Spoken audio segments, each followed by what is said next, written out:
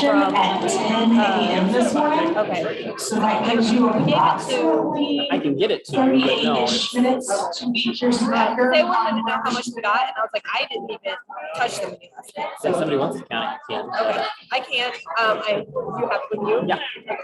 Yeah, I can do that real quick.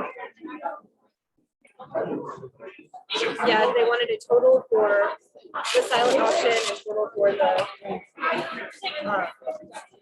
snack and wine. The snack and wine was at 3,000. Wasn't it like 85? 3,000? Okay, I'll do that real quick. Where are we sitting? I didn't see anything.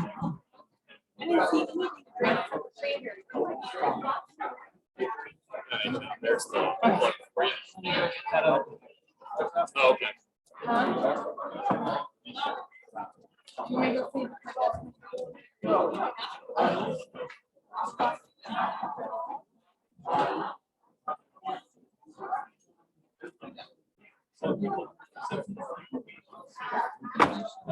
Once again, as you come in this morning, we are asking that you sit with your section.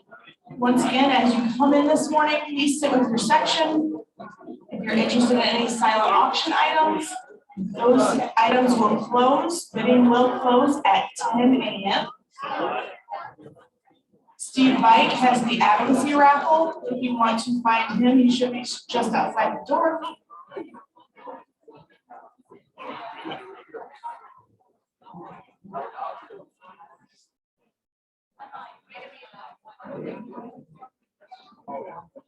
I don't know what it is, but why I wasn't feeling it in that.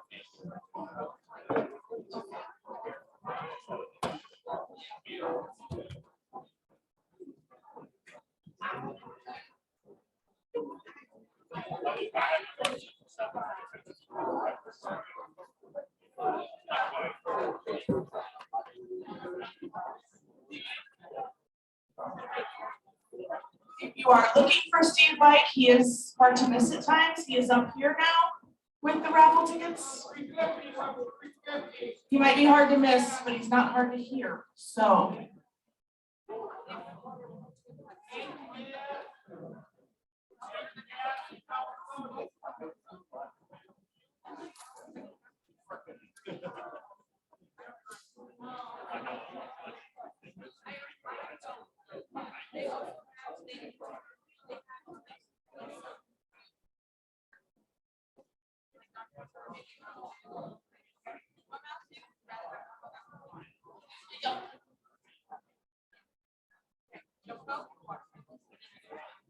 Just a reminder for our business session this morning as well, you must have been a paid member the 21-22 year in order to vote on business this morning.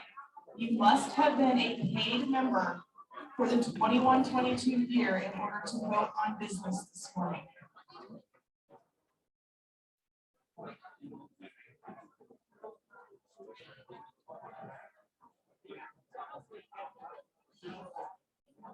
I'm sorry, a paid active member. So you must be a paid active member for 21-22 in order to vote.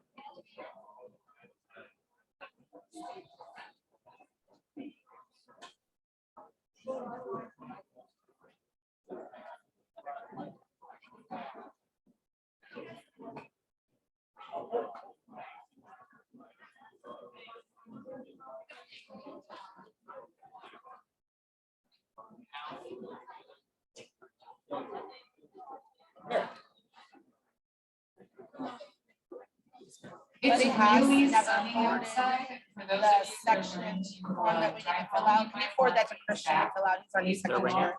Please and thank you. That's why you haven't gotten ours yet, because we didn't have. Thank you. They may go up for a door cut. They are the fancy Panama Jack brand.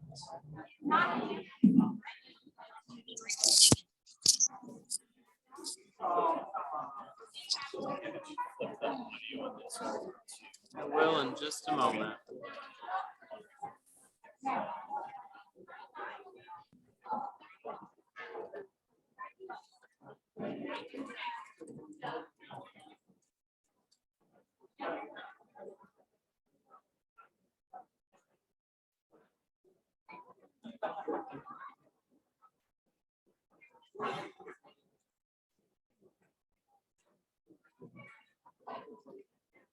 Once again, just a reminder, please, It's your still back sections there. you come in Do this you want morning. it brought in here to be sold or? Also, in order to Like vote on you, any business today, you must have been a paid active member in 21-22. Yeah, So bring you it must in have and been tell paid Donna, active and we'll member get it up with those to other door prizes. 21-22 Yeah. in order to vote on business this morning. Thank you. We're gonna tuck that in before someone trips on it. Baby stuff. We wrote the lifetime dues comment on the sticky Also, note. just a reminder that the silent auction that is on our set list to to end. end And with we the will close at 10 a.m. this morning. So if there's an item that you're stocking, feel Yeah, we free to can. make sure that you get those bids Do in. you want a sticky The note? silent auction well, I bidding got will end at 10 a.m. AM this morning. So the flyer and then just that statement.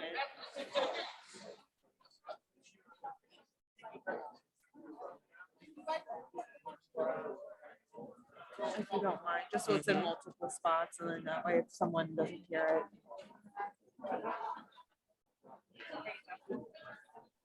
Thank you.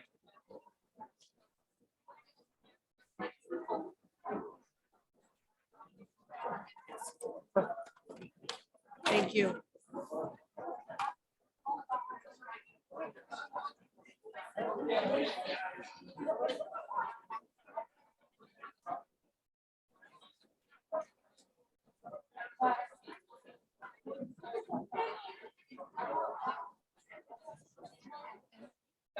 You did.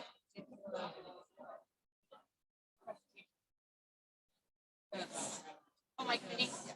And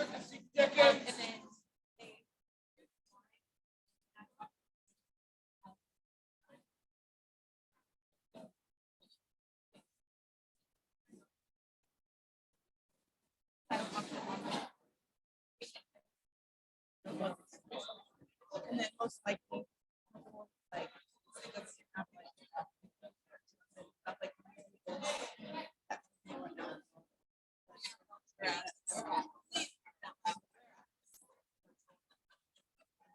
please don't.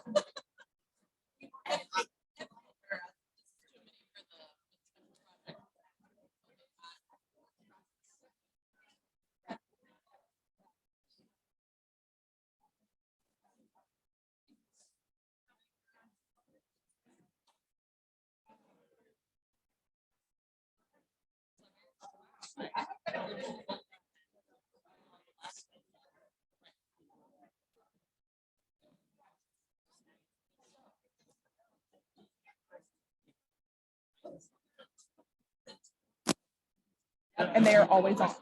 Don't touch the button. You're always on.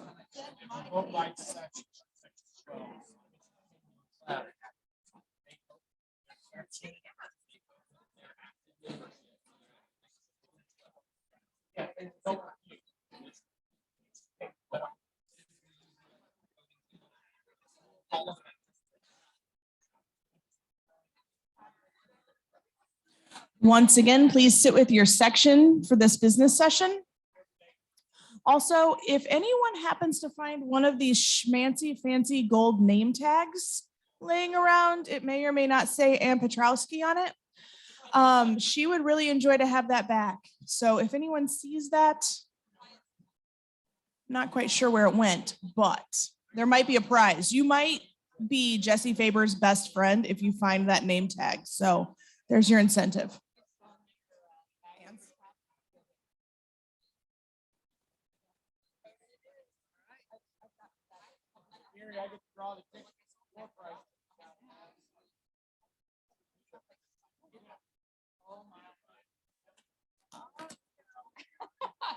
Oh, wait, you have to sing to get those back. Yeah.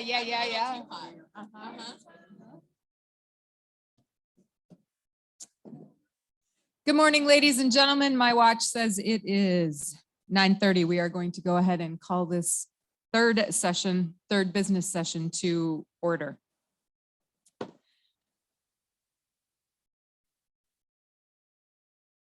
Up on the screens, you can see the information for TT poll. I believe that we will do a couple practice runs with our committee reports so that we are ready by the time we get to elections and voting on the constitutional amendments. So we will be using TT poll to accept the committee reports to ensure that there are no bugs by the time we get to the important, really important events. I made a mistake on Tuesday, and I will completely own that I did not read the names of the members that had passed away. So if John would please put those back up on the screen. Ms. Jody Heavner is going to read those for us, and then I also failed to ask for any additional members that were not on the list. So if there is someone that needs to be added, please share that with us at the end. It's live. It's live. Are you sure? Oh, there it is live. Okay. All right.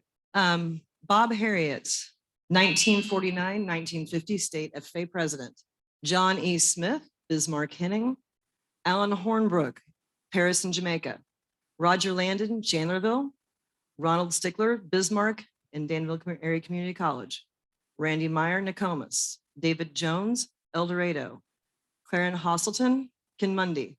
Bob Flake, Belleville West.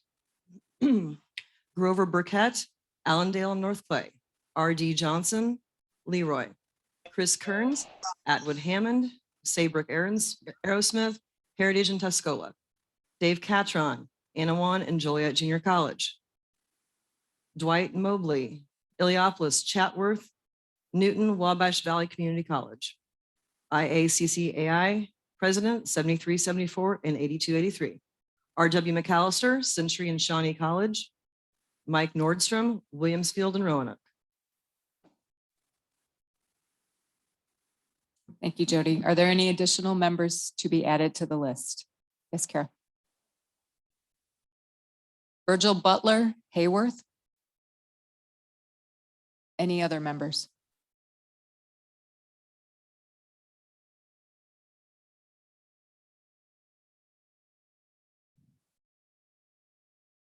Again, I apologize for breaking tradition. It was not intentional.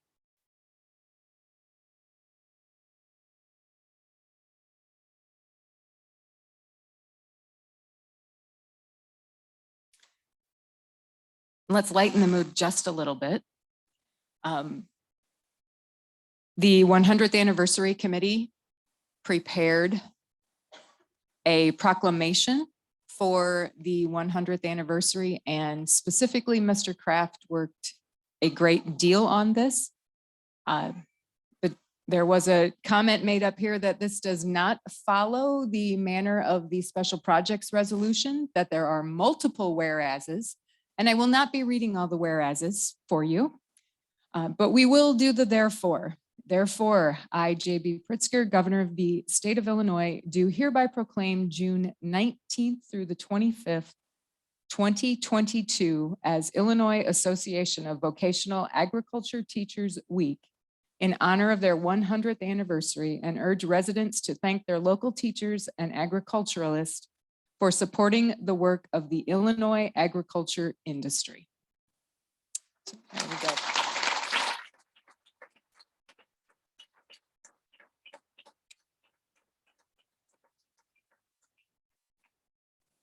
For today, if there are any comments to be made, any discussion, please come to the front of the room where the microphones are placed.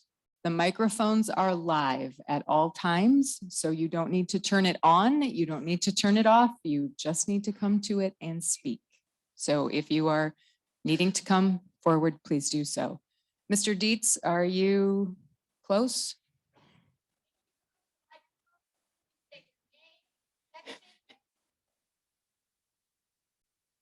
And in the event that you didn't hear that at the microphone, I don't know who the sassy pants was behind me, but Mindy Bunselmeyer, Illinois FFA Center. When you come to the microphone, please identify yourself by name, section, and school. Thank you very much. Somewhere over here in D1.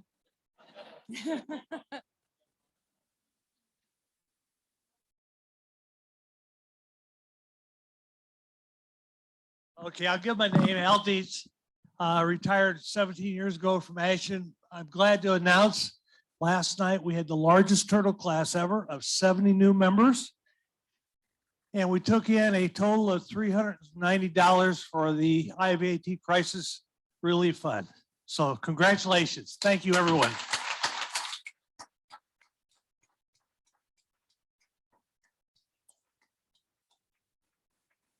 In our attempt to be inclusive, we like to see those turtles added to the membership. Thank you, Mr. Dietz, for championing that program and helping us build our crisis relief fund. At this point, there is not an NAAE report. You can expect to find that in your email following the Region 4 conference next week. And with that, we'll move to committee reports.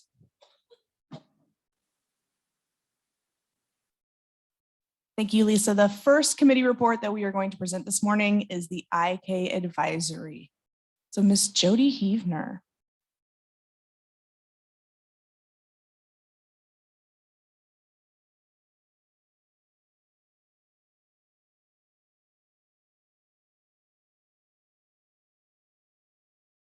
I'd like to thank Mr. Steve Bike for helping me find my way up here this morning. I think we all look to Steve for guidance in all parts of life, don't we? If we don't, we should. Thank you, Steve. We'll miss you.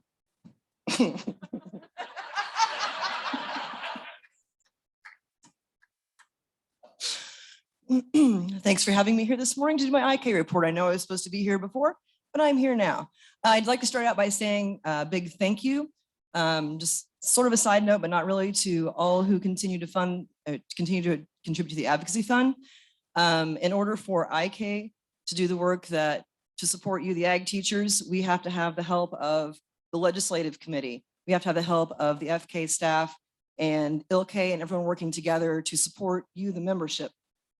So I would like to say thank you to all of you to continue to contribute. And if you haven't done so, if you have questions about that, especially you younger teachers, please feel free to ask. The importance of that, what you're waving.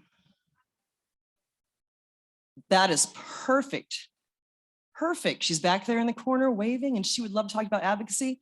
And if you have any questions about the importance of that donation, if you are a young teacher who received the 365 and or if you receive the 3-Circle grant, ask about the 365. Many of us would be happy to tell you the importance of that. Moving on to IK. It's been a year where we were certainly blessed. Within the IK, we have spent our IK Advisory Committee, our topics of discussion have been the next steps in curriculum development, determining the importance of what we believe our membership needs. And that's been a big topic. Reviewing the incentive funding grant applications. I know if you guys have been doing this for a while, they've changed a few times over the last few years. And so, in fact, we went through it again yesterday as a committee, and they're continuing to improve it. And we know that with the new process and the new website, that things do look a little bit different. Excuse me. In addition to incentive funding grant, obviously continued discussions about curriculum.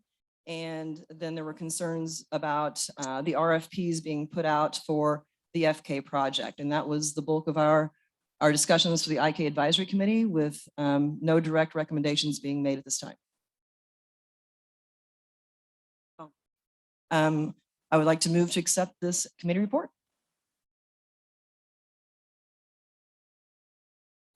Thank you to Jody and her committee members for presenting that report. There is an implied second. Is there any discussion or any questions for the committee?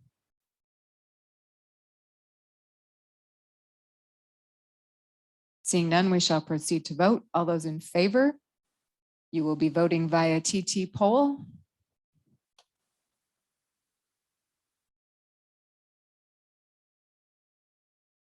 And I'm going to guess that the options are yes or no, or approve, or in favor of, or okay.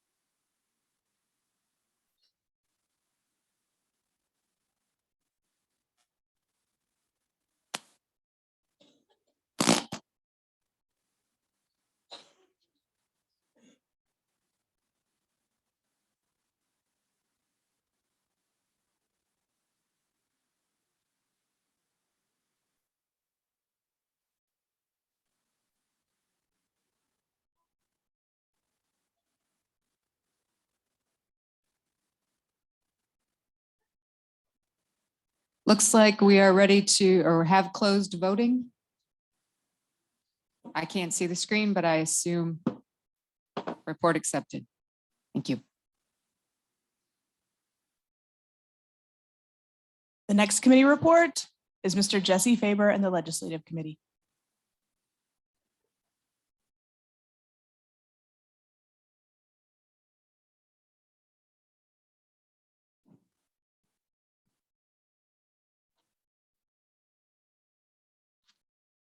Thank you, Donna. As I look, and I want to start off by talking about our legislative committee. There's a lot of new faces in here, and our legislative committee is one of the, I believe it's actually the newest committee that we started to work upon our time in working with the lobbyists. With that, I want to reach out and say thank you to everybody who has served on the legislative committee this last year. And is a truly outstanding group of people to work with as we go, representing all of you and all of ag education extraordinarily well.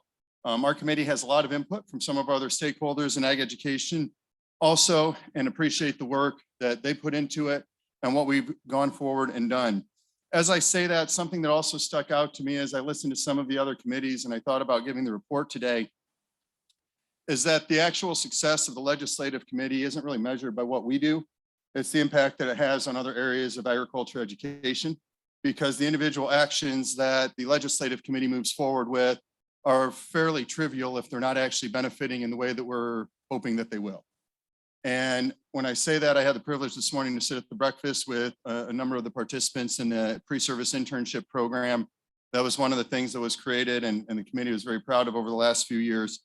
And so with that, I wanted to share a couple of those things that stuck out to me, because when we started this, one of our very first initiatives had to do with expanding the, enhancing the experience for ag teachers as far as when we started with the 3Circle grant. When I say that, I grabbed a couple of numbers off of the annual reports that are on our website. And I think that as we talk about it, I know that there's the topics we've talked about, like 109 openings for agriculture education. What I fear gets lost in that is how many more people we're reaching, is how many more schools we're reaching. And so I say that, I think in 2015 was when I pulled it. There was 320 programs. In 2021, which was last annual report, there was 355. It's a 10% increase over that time. And then there's what, another 11 or 12 for this next year. When I say that, there was 386 agriculture educators in 2015. 2021, there was 455. When we talk about needing more agriculture teachers, I really truly believe that the story that we should tell is how we're reaching more people in more places, and the positivity of what we're doing with agriculture education. And yes, we have openings, but it's because we're doing so much more with that. That actually leads me directly into, and I know that that wasn't directly to the committee report, and that's not in my committee report for those that have actually looked at it. But that's part of what I say we measure, because when we also started, and we heard it the other night with the history, is that when they started with the first line item back in the 80s, it was $48,500. When we started the legislative action, we were hoping to hold on to our $1.8 million. And this year it got increased to $7.05 million. On top of that, an additional $550,000 from the Department of Ag, a partner that we have not received funding from that type before, and that will pay for a statewide affiliation for all agriculture education students in the state of Illinois.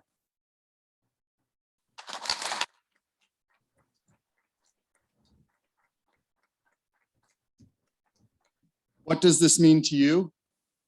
As we talk about this increase, what should you see? I had somebody remind me at ILK the other day.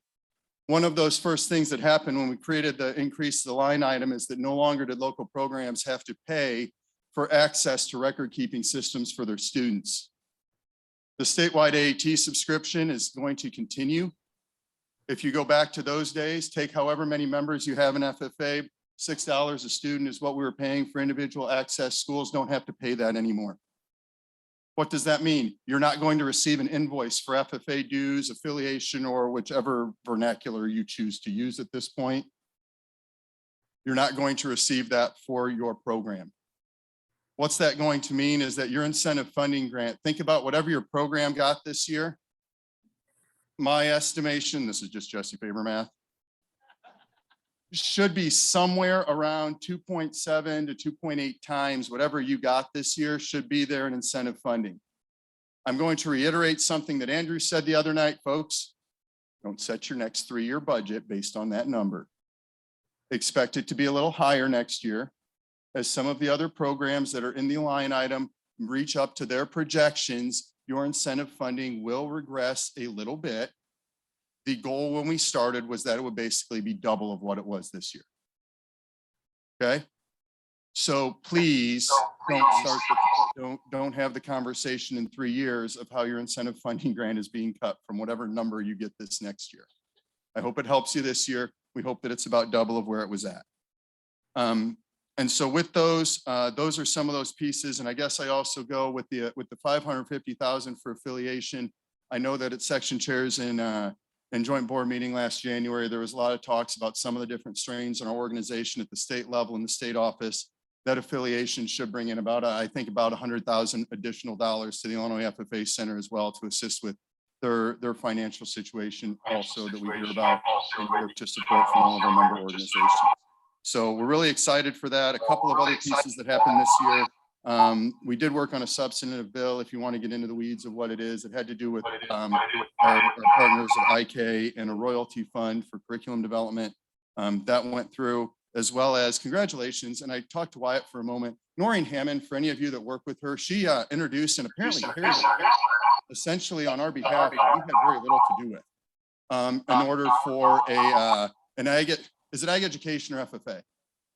An FFA note identification on a license plate where there will be some of the portion of that funds will come back to the Foundation FFA. And so for any of you that know who Noreen Hammond is over in the western part of the state, we had a legislator that essentially carried it without, they reached out at the last 2 days before it went to committee and asked us to support it. So that was really easy. We didn't have anything to do with that. And I guess, I don't know if any of the other ag programs did. So if I just took away your thunder, I really apologize. But they did that. So with that, I move to accept the committee report and thank you very much. Support the advocacy fund.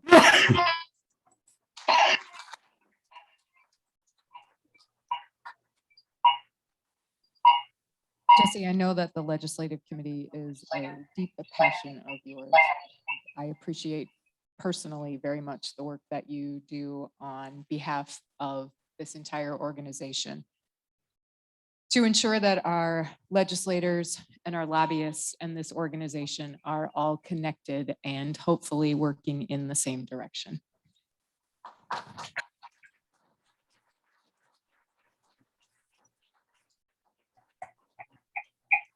There was an implied second to the committee report. Is there any additional discussion?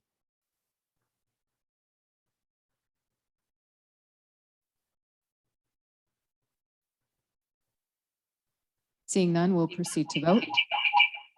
All of those in favor, please vote your conscience.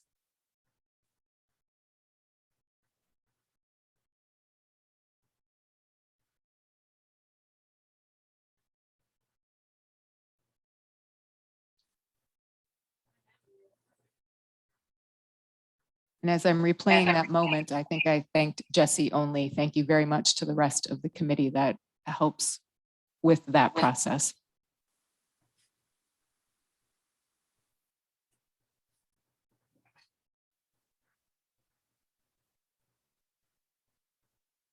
Okay. Voting is closed. 174 in favor, 0 against. Report accepted.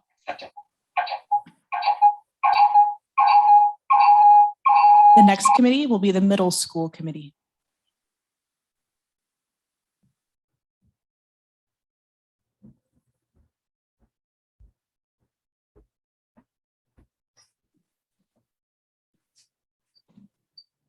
Good morning, guys. I'm Alicia Ward. I teach at Hamilton County, and I served last year, and then currently I will serve this year as your chair for the middle school committee. I find a lot of passion in this. I teach middle school as well as a lot of new teachers. Existing programs have middle school. Middle school looks very different everywhere. So we're trying to combat those issues and just do the best for these middle school programs. So this year we had 3 main goals. The first goal that was really presented to us was to revise the STAR Discovery application rubric. And so I really encourage you guys, if you have a middle school, you're wanting to do the STAR Discovery application with your SAEs, to use the barcode. I'm not gonna go over each one of the changes, but there were some changes. And the changes that we made were according to just the caliber that an 8th grader would have on an application versus a state degree applicant. Example, you would do 3 sections originally, you just have to do 1 section you'd fill out. The other sections that you don't fill out, because it is an application with 3 sections still, you would just put not applicable in the rest of those sections that you wouldn't fill out. So it's a pretty simple change. And then for, say, the resume, we removed the objective from the rubric. We didn't feel like that was pertainable to an 8th grader. So like I said, please look at that. They're highlighted. Anything that's removed is highlighted in red. So that is in motion, that was in effect too, or that was passed and was in effect for this past spring for anybody who competed with their students in that. So it'll be in effect for next year also. The second goal that we had was just to look at curriculum opportunities. I know there's a lot of different opportunities, there's a lot of different resources that we use, and there's not just a one fits all for middle school, which is kind of hard for all of us trying to throw curriculum together for it. So we just made a curriculum resources page with all the different resources that every school uses, and that's on the curriculum tab on ilavat.org. So please look at that if you are confused on where to get started or need some extra resources to fill in anything in your classes. And then the last one, our last goal, we did not finish that goal or complete that goal, but that's just the thought of a discovery conference. And that discovery conference would just be like a 1-day or 1 evening event to just start their interest in FFA, leadership, and all that kind of stuff, where it's just specifically for discovery, just as we start having more middle school members. So yeah, so you can look forward to more on that next year as we report that. With that being said, I move to accept the middle school committee report.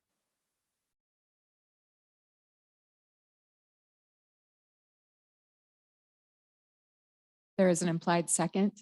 Thank you, Alicia, and the middle school committee for taking an active role in all of those new programs that are being added so that we are reaching all of our potential members. Is there any discussion?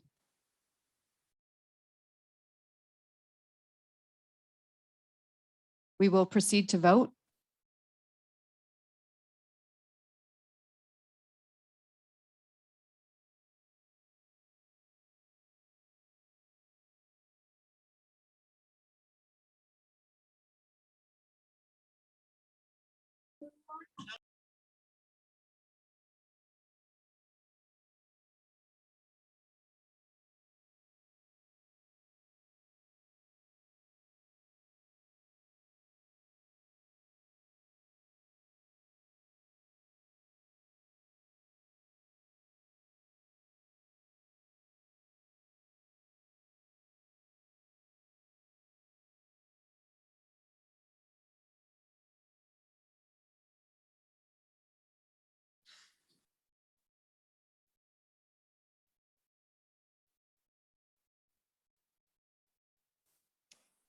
Looks okay. We're practicing. I like it. All right. Motion passes, or committee report passes.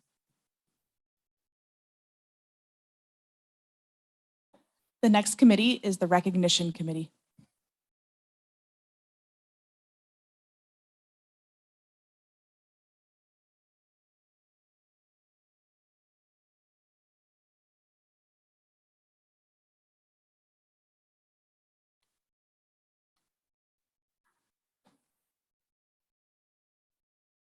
Good morning. I don't really have a whole lot to share.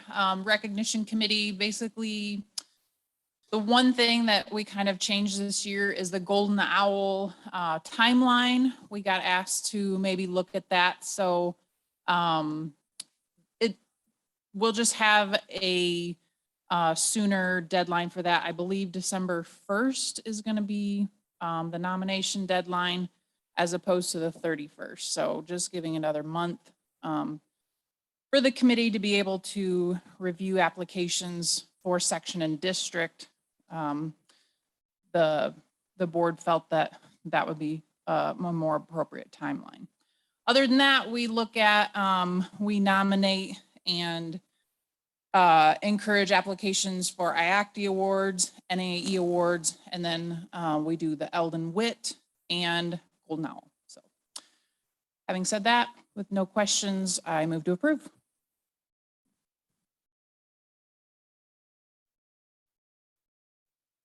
There is an implied second. Corinne, thank you to you and your committee for the work that you have done this year, making sure that our members are appropriately recognized. Any discussion?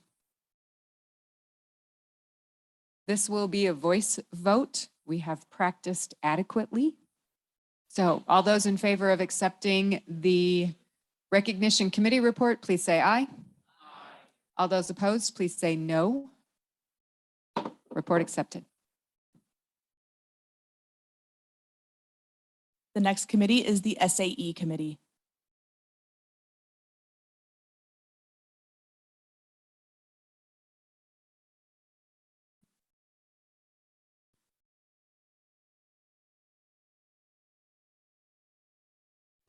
Morning, everybody.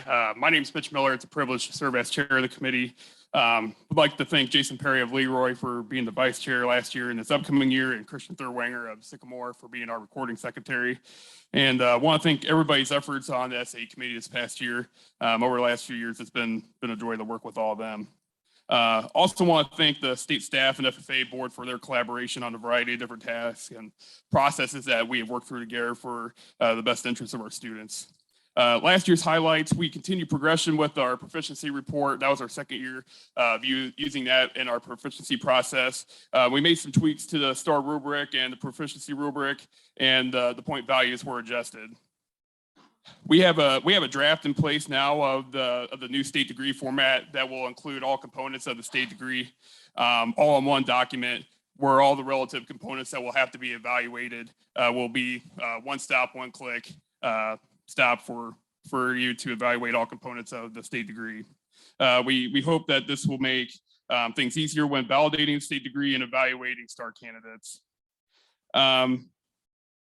And there's been some conversations and steps taken to provide more competitive opportunities for students with their SAEs. So going forward into this next year, want to continue to work with this on the state degree format to make sure it's available for the 2023 state degree season.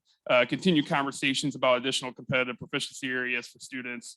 And this next year, probably the key focus of the committee itself will be the organized professional development throughout the next school year for teachers to improve qualities of state degrees with their students.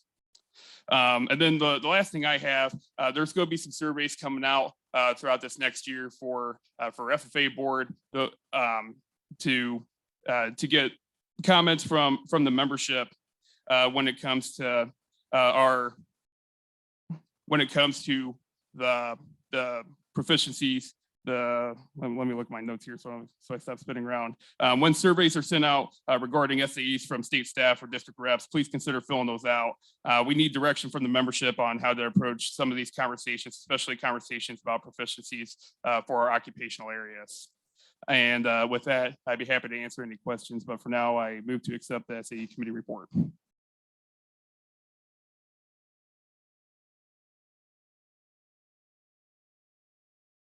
There is an implied second. Mitch, thank you to you and the committee for the work that you have done on all of those projects this year. Any discussion or questions on the report? All those in favor of approving the report, please say aye. All those opposed, please say no. Report accepted. And finally, special projects.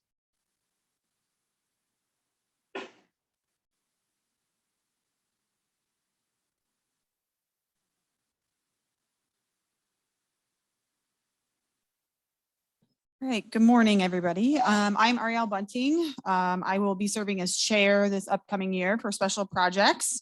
First of all, I want to thank Marissa Moglin for all of her effort. She's not here with us today, but she did a great job this past year, kind of taking over a leadership role for that.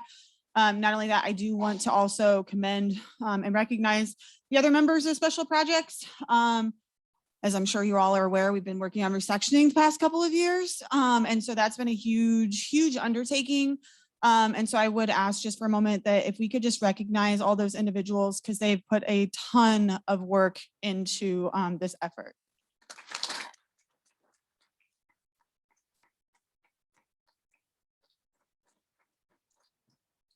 With that being said, our work is still not really done. It is, if you have not heard, we have decided not to resection. That will be coming up in 2025, something that we will be looking at again in the future. But the work kind of started again after convention last year. Our committee came together where we were asked to put together a 30 section model.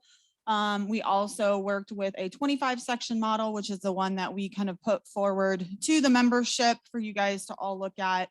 Out of that has come a lot of discussion. Basically, at the end of all of this, our committee has put forth just some policy for the board to look at in the future to kind of give direction for us in the next couple of years of what resectioning should look like from our perspective, just from a committee and state perspective. I know middle schools, that's going to be another big discussion that will be coming down the pipeline as well, especially with some of the affiliations and things like that that are coming as well. So also please know that if there's ever a question of the intent of this group to serve you, I can assure you that there were many, many hours of labor and love and looking at every single one of your sections, your communities, your schools, and that everything that we did was with purpose and that we truly wanted the best for Illinois FFA and for all of you. So I appreciate that you put all that faith in us and supported us on that. And so from our committee to you guys, thank you for that. And with that, I move to approve the report.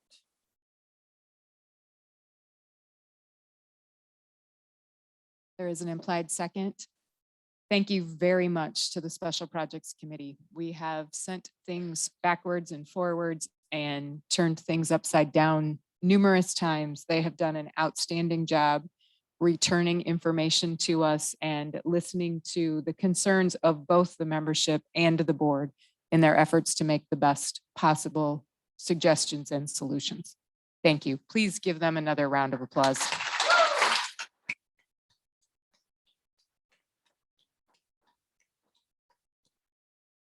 We will proceed to vote. Sorry, is there any further discussion or questions?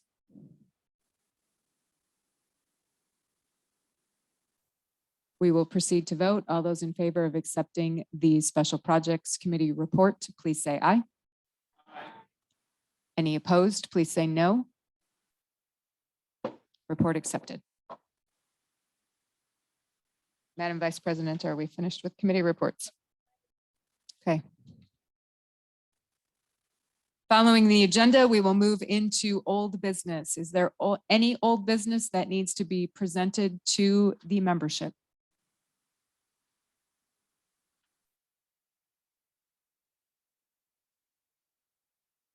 Okay, we will go ahead and move on to new business. First on the agenda is the election of officers. Madam Past President, would you like to run through those nominations?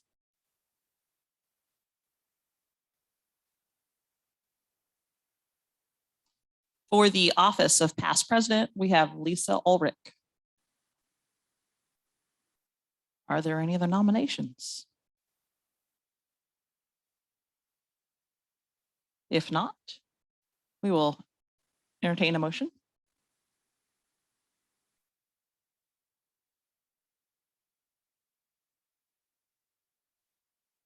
Trent Tabor, Section 3, Cambridge. I move to close nominations and cast a white ballot for Lisa Ulrich for past president. Thank you. Is there a second?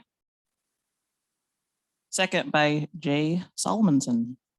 All those in favor, please click. Can we do a voice vote on that one? Okay. All those in favor, please say aye.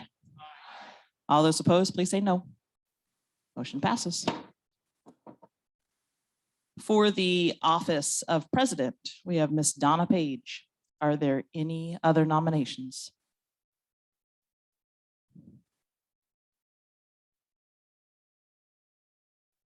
Move to close nominations and cast a white ballot. Jesse Favors, section 9. Thank you. Is there a second? Second by Tony Gabriel. All those in favor, please say aye. All those opposed, please say no. Motion passes. For the office of Secretary Treasurer, we have Dr. Jay Solomonson. Are there any other nominations? Jessica Collins, section 9, Planning and Cornell. I move to close nominations and cast a white ballot for Jay Solomonson. Thank you. Seconded by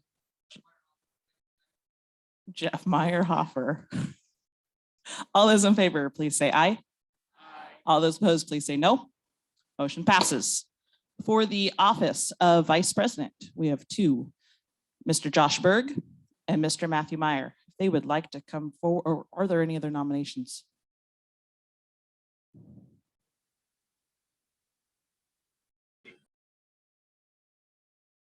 If not, I will entertain a motion to close nominations.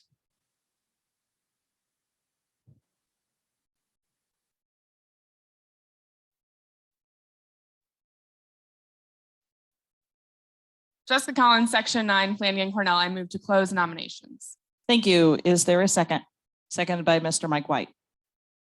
We will have them come up and give a few words before we vote.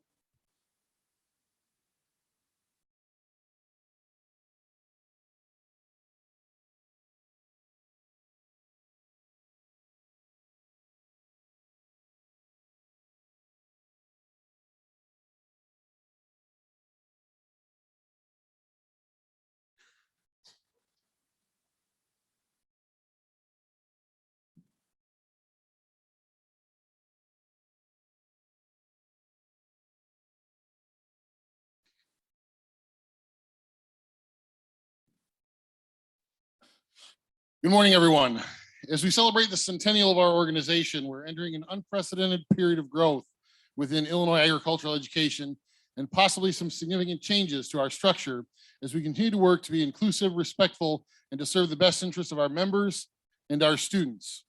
As we learned throughout this week, we follow in the footsteps of titans who made all of this possible, but as they look to the future during their service, so must we continue to look to the future of our organization and our profession. Agricultural education continues to thrive while other CTE areas continue to founder. Efforts over the last couple of years have been made to refocus and repurpose our committees to serve as vital links between the general membership and state leadership. The efforts of the committees continue to improve our organization. As your next vice president, I look forward to continuing to coordinate the work of these committees to the benefit of our membership and our profession. I applaud the work of our recruitment and retention committees and other stakeholders as they've worked hard to keep teachers in the classroom.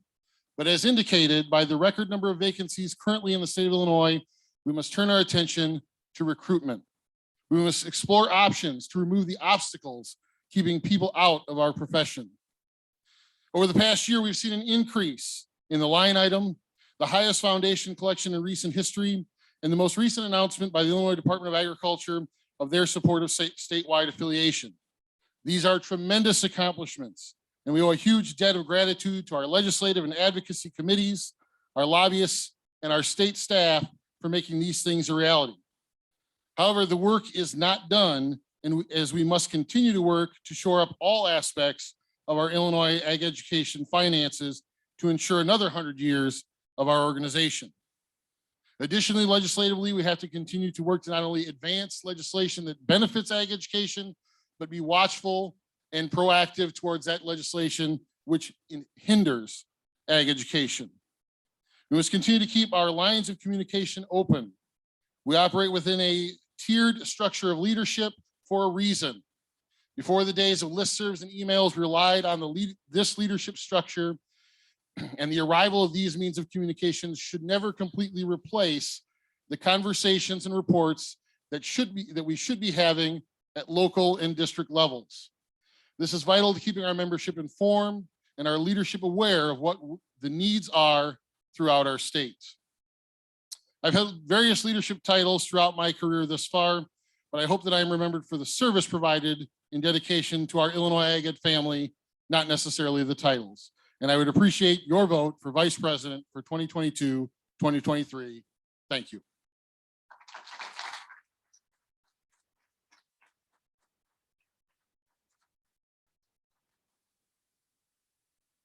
Thank you, Matt. Next up will be Josh Berg.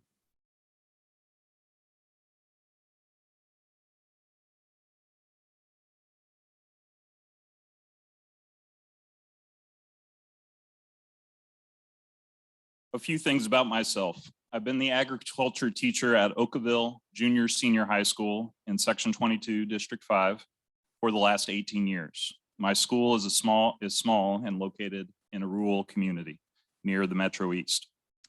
I've served as District 5 IAVAT director the last 3 years. 3 long years. When I was elected in 2019, no one knew where Wuhan, China was, or that resectioning was due for review in 2020. Could we do a full year of state contests virtually? Probably not. And I don't remember much discussion about an increase in funding for ag education or what we could do to promote diversity, equity, and inclusion in our work. But we got to experience all of these things and more in the last 3 years. And I would say we did a pretty good job of working through those issues. And when I say we, I don't mean the board, I mean all ag teachers. Because that is what we do. We identify problems and opportunities for improvement, and we take action.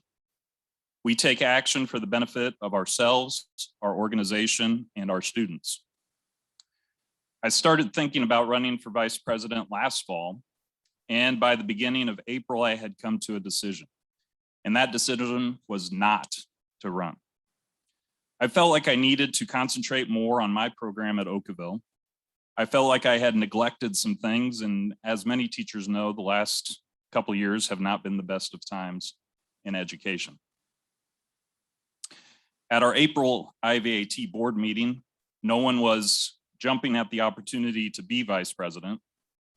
And as I tried to lay low, Mindy Bunselmeyer started talking about the situation. And I don't remember exactly what she said, but that's not important. What was important is that I left Springfield that day with the realization that I should probably reevaluate my decision. I took a step back and reconsidered the advantages and disadvantages for running for office. And I've come to the conclusion that extending my time on the board would provide me with a way to learn new information, gain new experiences, and confront those issues that will in the long term benefit that program that I was worried about neglecting. I am a candidate for vice president. I'm excited by the opportunity to work on projects that I'm passionate about. I'm eager to see the results of the increase in funding that we've received for ag education and the expansion of ag education to new schools and new populations that have been previously unreached.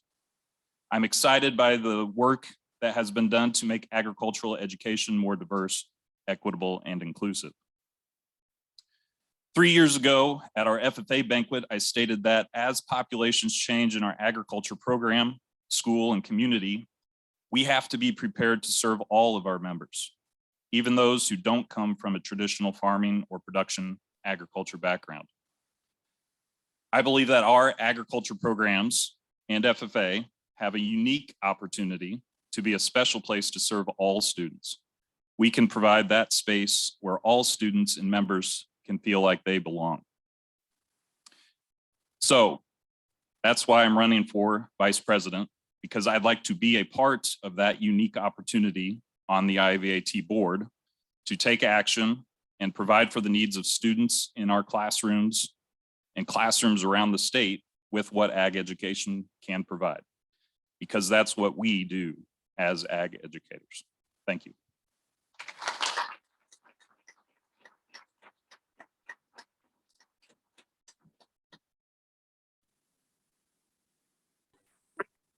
Thank you to both our candidates for their words. In just a moment, we will be doing electronic roll call so that we have accurate membership counts.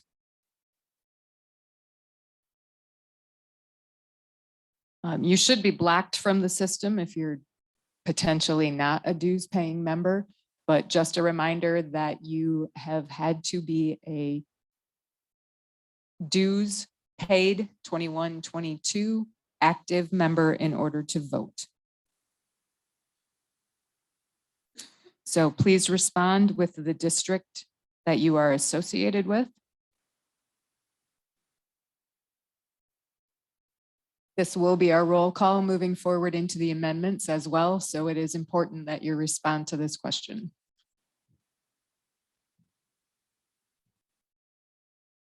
While we're waiting on those results, just to clarify a little bit what the role of vice president is. Within our organization, the vice president is responsible for the committees. So it's the person who collects the committee reports, helps bring those to the board. It is the person that steps in the absence of the president, but the committee work is a significant job. And as an organization, we have, as we've tried to improve committees, that vice president has taken on more and more responsibility. It is an expected 3-year hitch. Vice presidents typically move to president, move to past president. They also serve on the administrative council, which then leadership is expected at that level on that committee as well.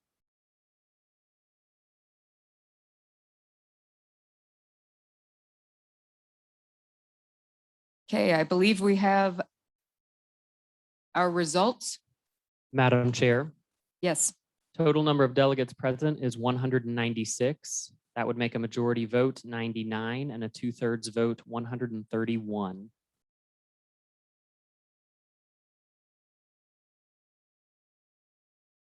And just for clarification, that includes our folks online as well. Correct. Thank you.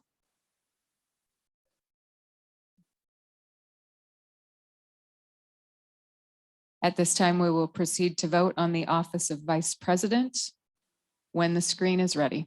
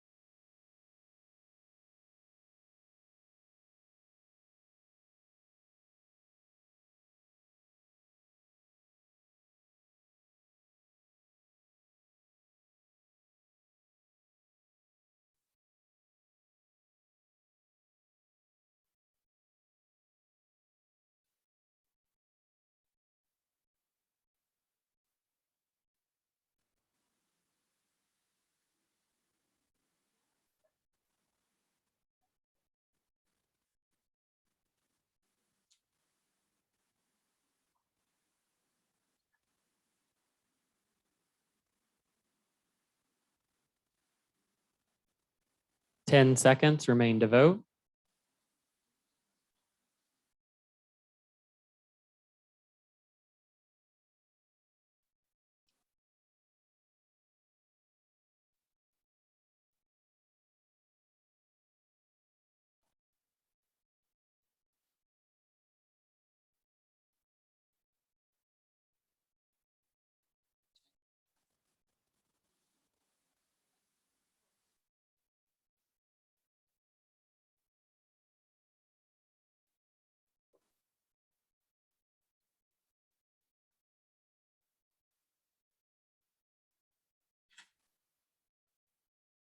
Voting is now closed.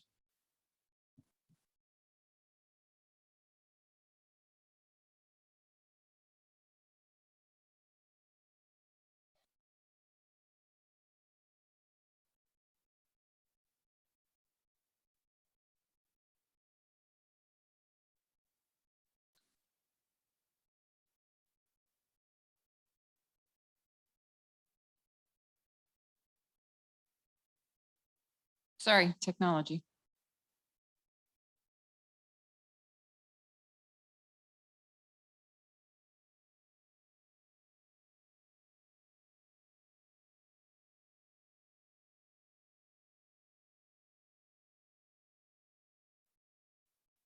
The vice president for the 22-23 year will be Joshua Berg.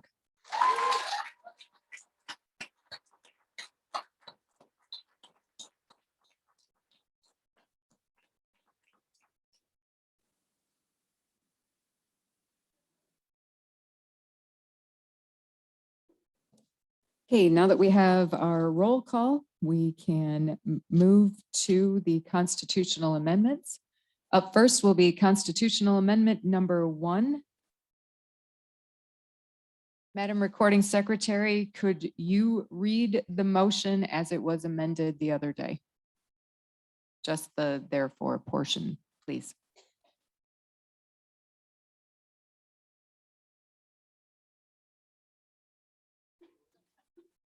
Sorry, thank you.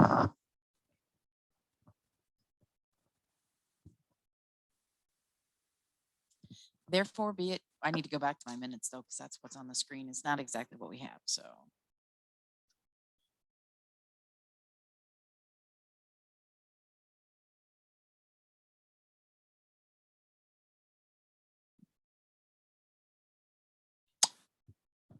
Yeah, thanks for the control F for history there. Therefore be it resolved, the Illinois Association of Vocational Agriculturists rename the current 25 sections to regions. And then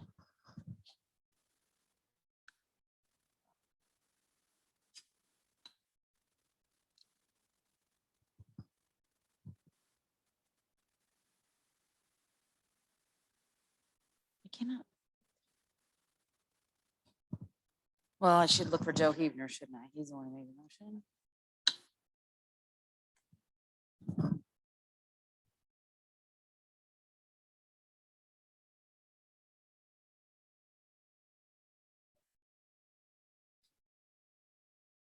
Association.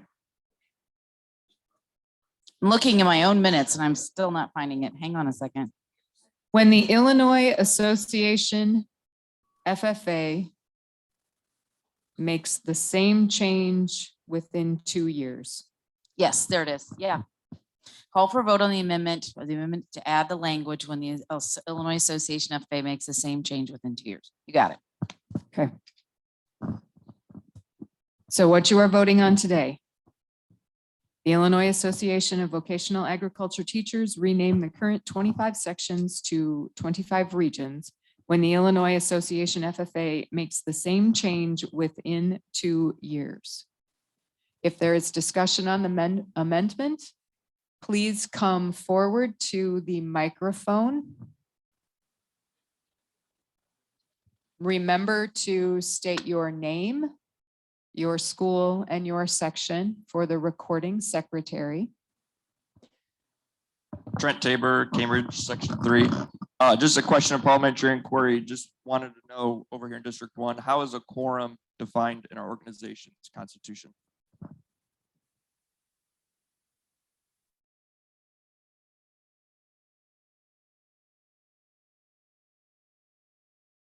Page 17. Go ahead. Thank you.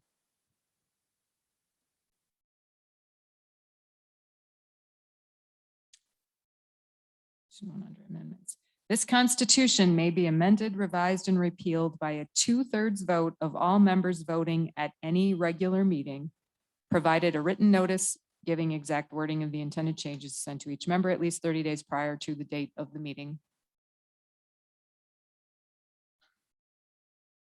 I rise to a point of order. Matt Meyer, Section 7, Mendota. The question was related to quorum, and quorum is not defined in the IAVAT bylaws, which per Robert's Rules of Order would state it is a majority of the membership.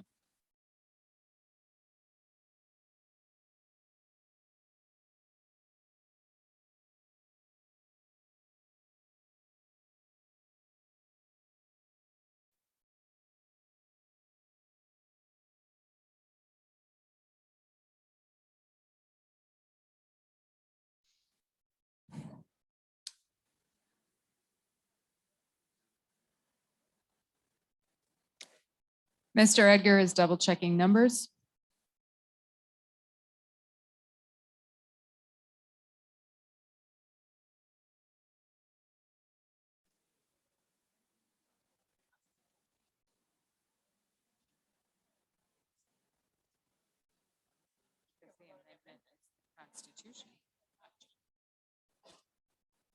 There are 371 active members, but when you add the number of active life members and first-year members, there are a total of 439 eligible votes in our organization.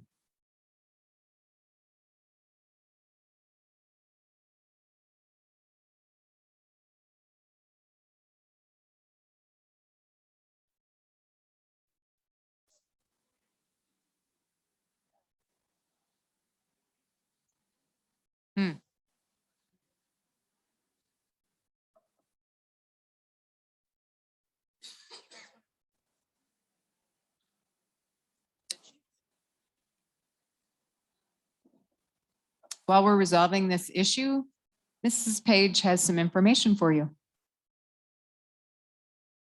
I have happy information for some of you. Others, I'm sorry that you didn't win the silent auction. So looking at the numbers, our trivia night brought in $1,310.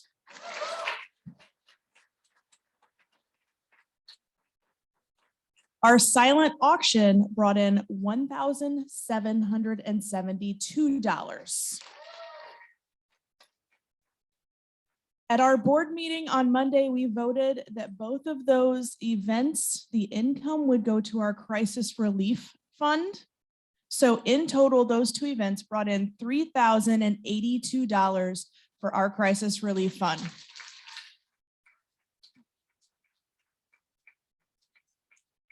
Along with the money from the turtle ceremony from last night, 80% of those funds will stay here in Illinois to help our IAVAT members, and we will pass on 20% to the NAAE level.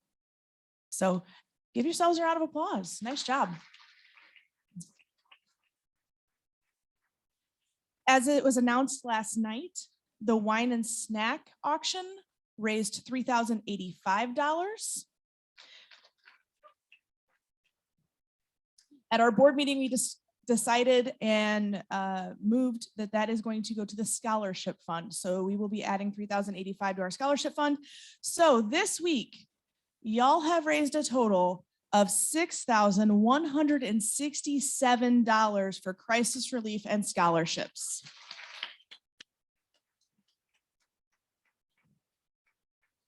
So without further ado, there are some of you who are going to have to settle up with the lady, and I'm not quite sure who the lady is. If you watch any of the Storage Wars, like my husband does religiously, pay the lady. I don't know where the lady is, but we'll find that out for you. Are you ready for me to stop talking now?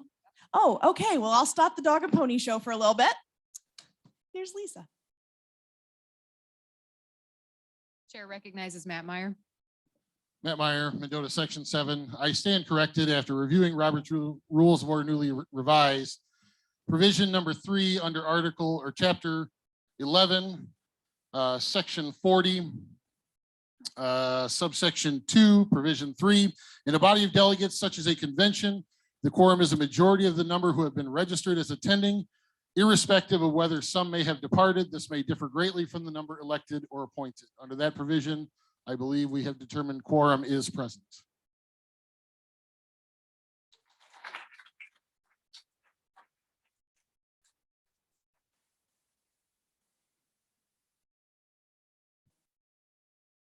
Seeing that, is there any further discussion on amendment number 1?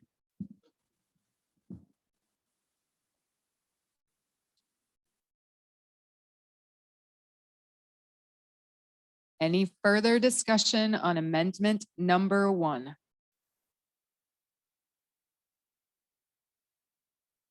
Seeing none, we shall proceed to vote electronically.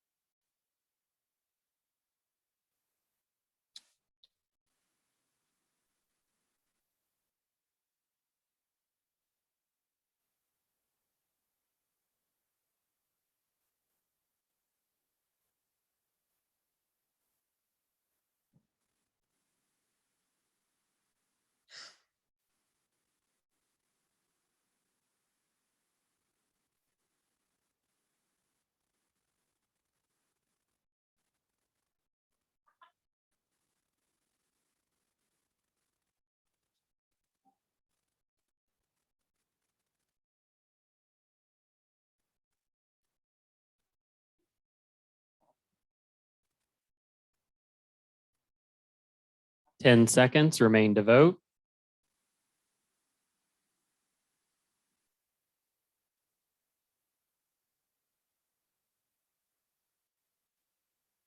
At the conclusion of voting, the results will be displayed on the screen.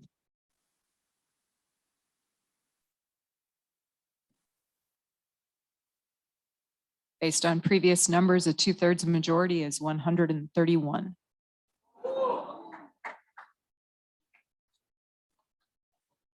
With 132 in favor and 59 opposed.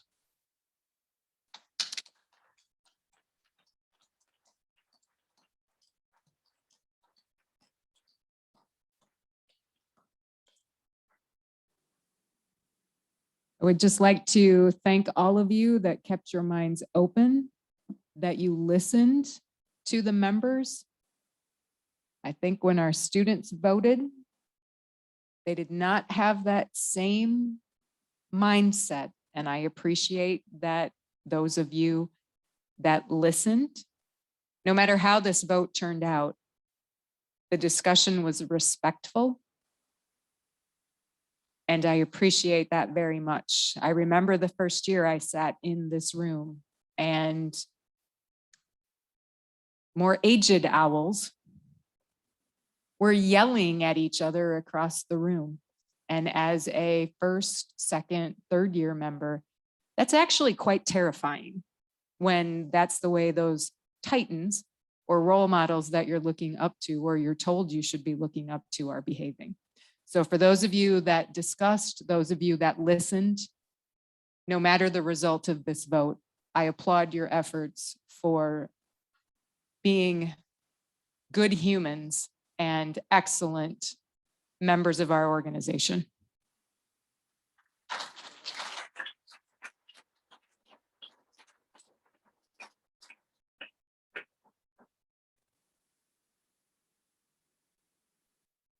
Moving on to constitutional amendment number 2.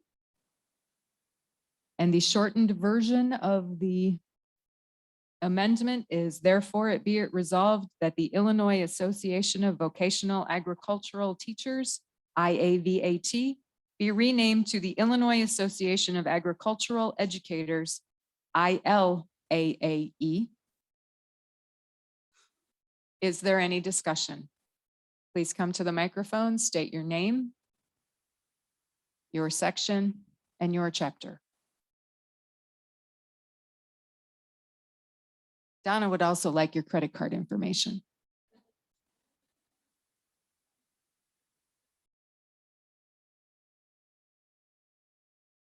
Chair recognizes Justin Howard.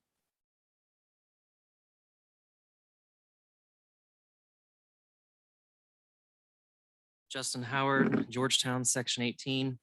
I move to strike ILAAE and insert ILAACTT, which would stand for the Illinois Association of Agricultural Career and Technical Teachers.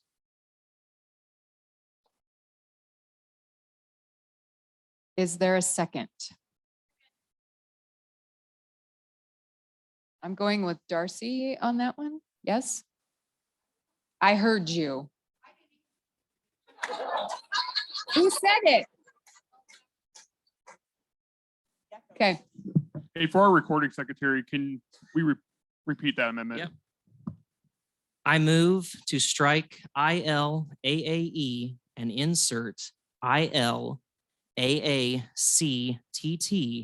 which would stand for the Illinois Association of Agricultural Career and Technical Teachers.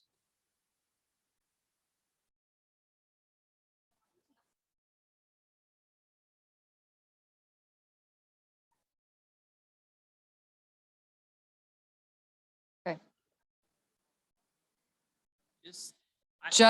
Just a clarification. So the acronym would be ILAACTT to reflect the change in the words Illinois Association of Agricultural Career and Technical Teachers.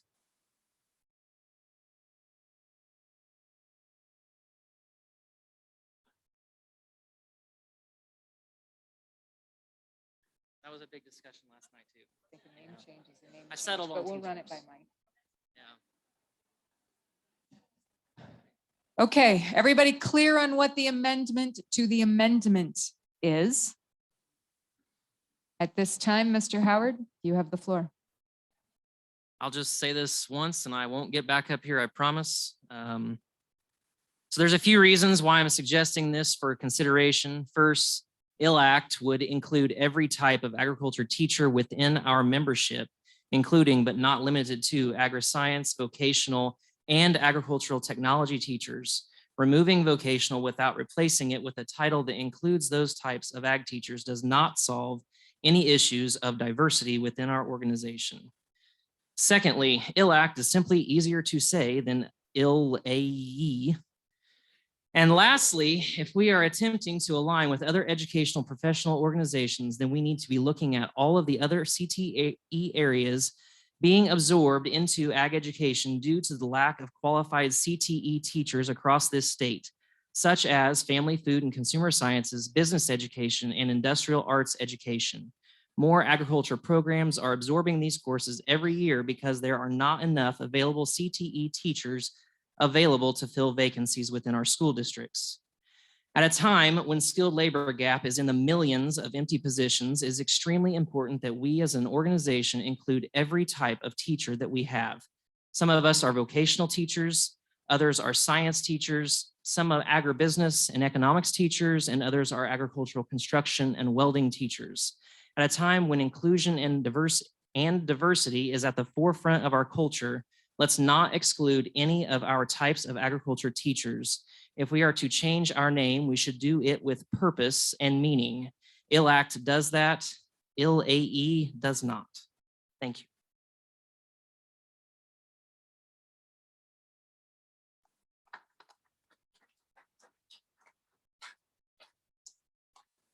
Chair recognizes Mrs. Callahan. Kendra Callahan, Section 3, Kiwani. While I appreciate the previous speaker's sentiments on inclusion of the name career, I would challenge it by saying that ILAAE is not that hard to say. And agriculture actually encompasses all of the careers that you just mentioned. So all of those career-based agriculture, business, industrial arts, the commodities used in each of those things come from agriculture. So in my personal opinion, ILAAE is not that great of a challenge.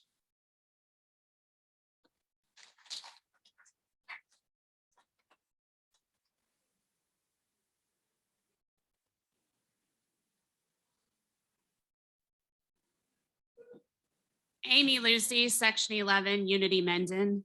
I just think that as I look around and I'm one of the now, I guess, older teachers in the group, I'm not opposed to change. I just think we have to have a reason to change.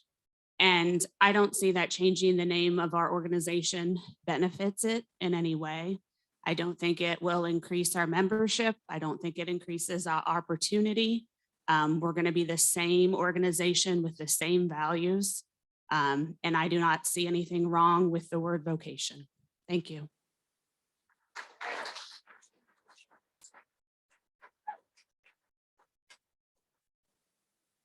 Bill Hammis, Section 3, Sherrard.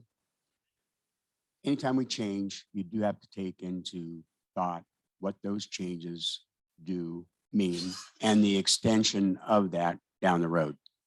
Agriculture is a very big umbrella. As Kendra mentioned, it does encompass, and it can encompass all those. If we leave it open to, bringing in the other areas, we bring them under the ag umbrella. Also, one of the purposes of this amendment was to bring us closer in line to the national NAAE. And so I disagree with the second amendment, but agree with the first.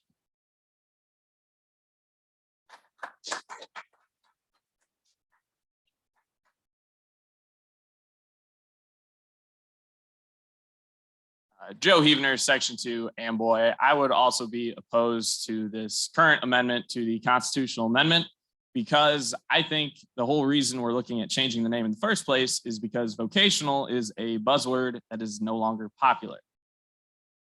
In 10, 20, 30 years, career and technical education may also become a buzzword that is no longer popular, and we may be looking at changing the name again.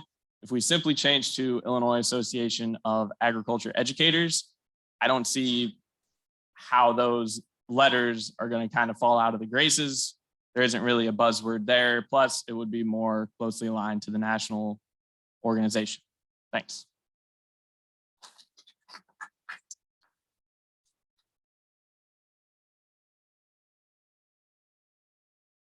Seth McMillan, Section 2, Oregon. Something that hasn't been mentioned is many of us have faced the stigma of being an ag teacher in our buildings. I think some of us may know what that means. So other teachers often look down on ag teachers as we are not always looked upon as being at the same level of educator as other teachers in our building. And if you haven't experienced that, you're lucky, but I have that, oh, you're just an ag teacher, you're just a shop teacher, okay? I'm opposed to this amendment to the amendment. I support the original amendment because we are educators. We are doing things now that, I'm teaching biology. I am just as good as the biology educators in my building. And I think we need to stick with that original amendment and raise ourselves up as a profession of educators. If anything, it sends a message and that we are more than a shop teacher. We are preparing kids for careers, yes, but also that word vocational, I think has a stigma attached to it when we use it just as a reflection from other educators. Thank you.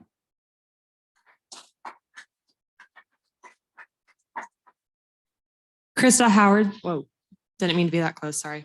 Krista Howard, Section 20, Hudsonville. First of all, I want to say I'm not just agreeing with my husband, because anyone who was in the room last night knows that I do not always agree with him, and I'm pretty heated when I don't agree with him. So this is not because of that. What I will say is, from my perspective anyway, and in my part of the state, career and technical education or vocational education is extremely important. And maybe part of it is a state divide or an area divide, and I get that. And I'm not saying that we shouldn't raise the bar, but I don't see how career and technical education does not raise the bar. in my school specifically, they want to highlight vocational and career and technical education. And if anything, are pushing them more and more towards that because of the skills gap and because I teach a bunch of river rats and 90% of them are not going to college. And so they want them to in those blue collar industries. They want them to be going into those fields. And honestly, they don't see that when they just hear the word agriculture. I'm proud to be a career and technical and vocational teacher. I'm proud of the industrial classes that I teach. I'm proud that I teach welding. I'm proud that I teach electricity. And I don't think that there's anything wrong with that. And pardon me, but I don't think it diminishes us as teachers. I think if anything, it encompasses us as teachers and that there's nothing wrong with being a career and technical teacher or a vocational teacher. I understand that in other areas of the state, maybe that's not the case. But where I am at in my area of the state, if anything, it brings more students into my program because they want to be those blue collar industries and they want to know that it is just as acceptable and they can be just as successful and that they're not looked down upon. If anything, they are empowered to be in those classes. So from my standpoint, I think this amendment is great. I also don't think there's anything wrong with the word vocational because I'm glad to be a vocational teacher. And so I stand in favor of this and I hope that maybe others will too. Thank you.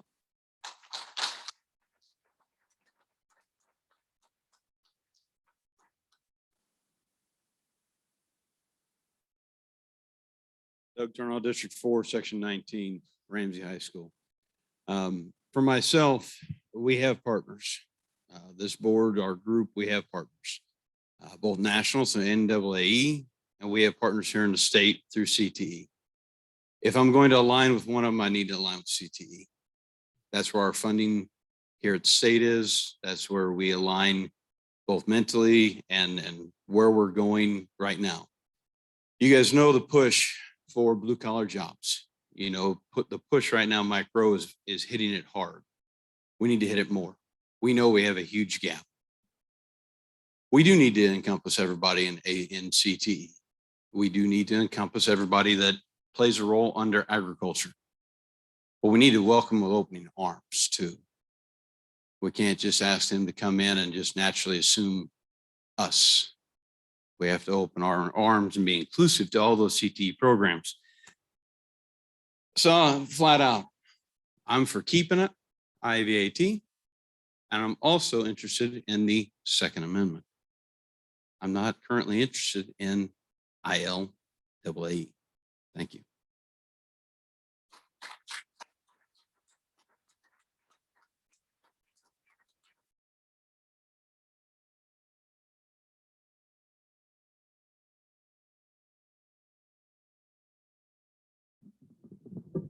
Jacob Eisner, Section 17, Muhammad Seymour. I'm just concerned with the proposed name change in the Second Amendment being too close to IACTE and that we would be getting confused with other organizations that are already for career and technical education.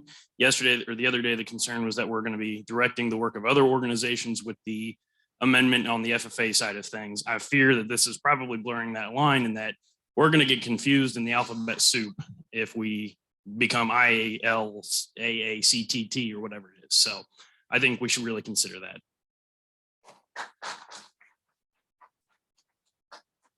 Wyatt McGrew, Section 11, Macomb. Those of you that haven't ever pulled up the state approved course list, I definitely challenge you to do so. I hadn't until about 2.5 years ago when we looked at expanding our ag program to take over what had been automotive mechanics, because we had a retiree, and those of you in all of your districts, you know, you are not going to find an automotive mechanics teacher. I went to our administrators and said, I can't teach those, but I can tell you what I can do. I can find classes in agriculture education that are aligned, and I can absorb as much of those classes as I can and transition those into an agriculture education program. We expanded our course list at Macomb and we added about 12 classes in the agriculture mechanics section. And those of you that have never looked, my challenge to you is, yes, they're vocational classes, but folks, I'm an agriculture educator. Vocational classes is one part of what I teach. 80% of us in the room are teaching classes for outside credit of vocational type materials, 80%. You're a biology teacher. You're a math teacher now. Some of you are an English teacher. My comment is to think about what's the best thing for all of us in terms of what really represents what we are. Yes, we're vocational teachers, and I cherish that. I teach that in my classrooms, and I pull stuff from the farm, and I bring stuff with me from home, and we work on that, and I teach vocational. But there's a lot more to it than that. And so I encourage you to think about that too.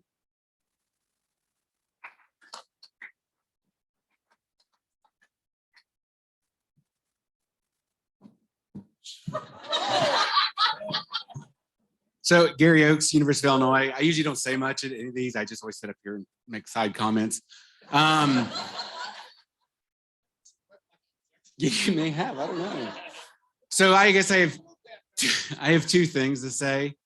One, I'm thinking up here, during my time as a high school ag teacher, I am pretty sure my students probably never knew I was a member of IAVAT. It didn't mean that my classes were vocational or not vocational.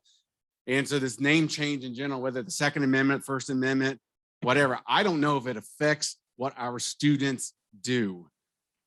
I don't really, so I think it's more of a connotation for us. I guess it's defining our identity, which is a big thing, I understand. But if we're talking about our students, I don't think they care. I really don't. The second thing, and I'm sure any of Southern, Western Illinois State would probably agree with, the students we have come through our programs that are future ag teachers, we have students who are non-traditional. They come from huge schools that are bigger than some of the towns of which you guys teach. And there is I'm gonna say a stigma with vocational for some individuals, but whenever I talk about IAVAT, we talk about just being professional organizations for teachers. Vocational is whatever you identify as. So when we think about what we're doing for our students, I'm not sure it really matters. And two, we have especially with all these new schools coming online, we're gonna have to find students somewhere to fill those positions, teachers to fill those positions. And I grew up on a farm, love going back to the farm, but we're far and few between, because I'm sure if we ask how many of you guys grew up on a farm or had some type of blue collar trade job as a high school student, probably not a whole lot of you would fit that bill. So I think we need to make sure that we are, encompassing, like we said, everybody that's coming through our doors to enter into your doors. So.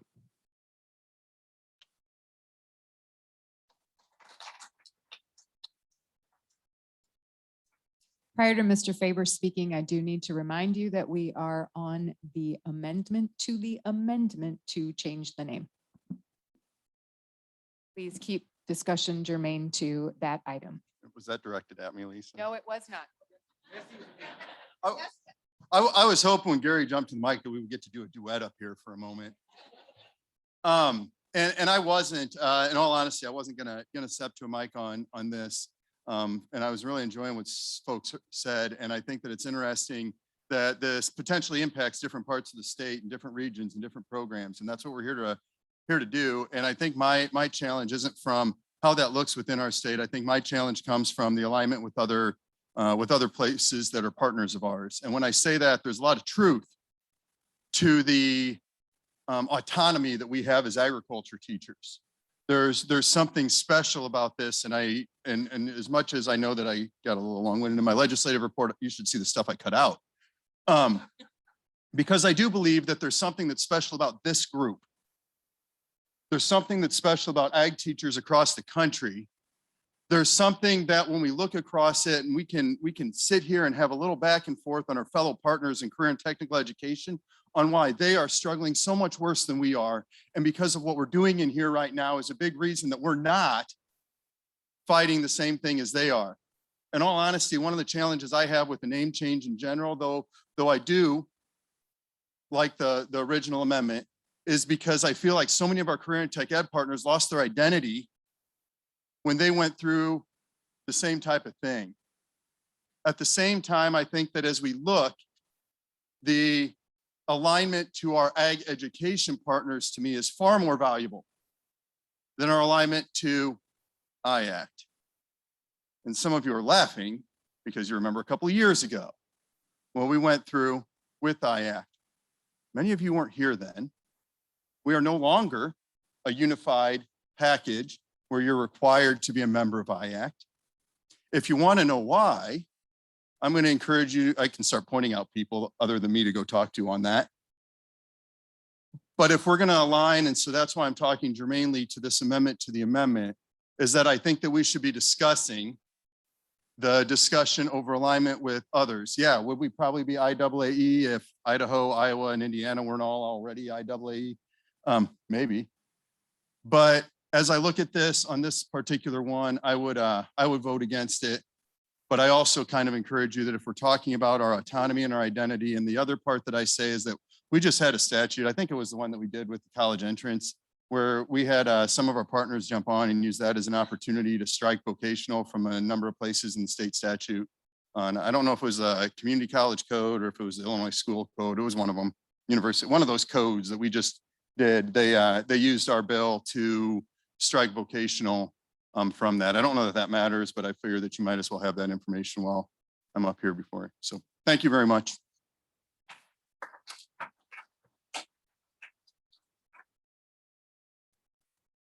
Any further discussion?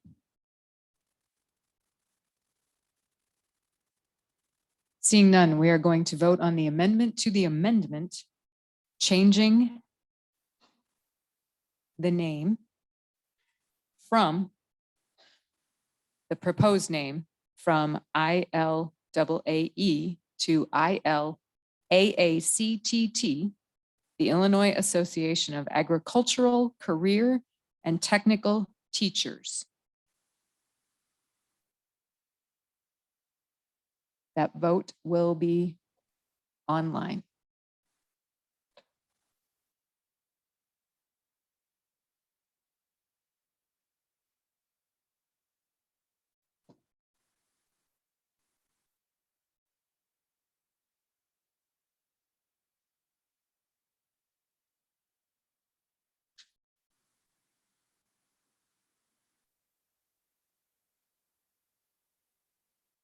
Ten seconds remain to vote.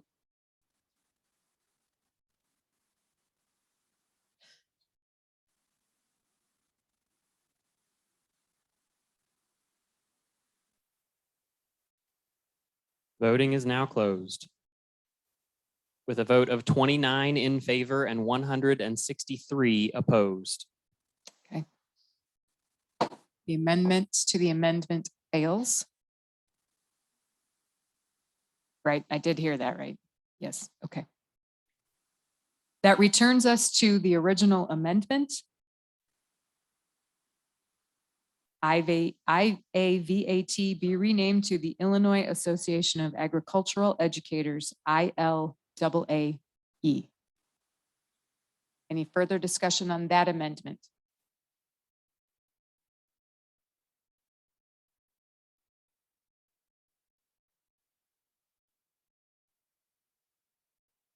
Mr. Butler. How long were you wanting? What? How I think long- I could do with like 20 minutes if, no, is that? The floor Don't is threaten yours. me. Don't threaten me. I promise I won't repeat my earlier comments. I just want to once again impress upon all you out there that a name change is not something to be undertaken lightly. All right. I grew up with the last name Butler, and you can imagine that made 4th through 6th grade very hard. I did not go and change my name because people took my name to mean something derogatory or found a nice way to make it seem like I was less than I knew that I was. I leaned into it, and I spent a lot of time trying to get my shoes off of high wires, spent a lot of time trying to pull my underwear out of my butt.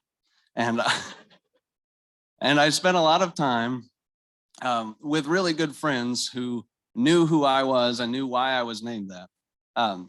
One way that I knew that I didn't need to change my name was because my family that came before me. I knew my father, I knew my grandfather. I knew that history. I knew where we came from. I knew that, a poor potato farmer, took a boat to Chicago and made it down here and started a farm. I knew that my father worked hard on a farm so that I didn't have to. In fact, refused to let me be a farmer, so I became an educator. And a few other things that have happened in my life beforehand, and even before I was even born. I knew that who I was partly because of my name. And I'm not saying that you shouldn't change your name. I'm just saying that it should be a very important reason.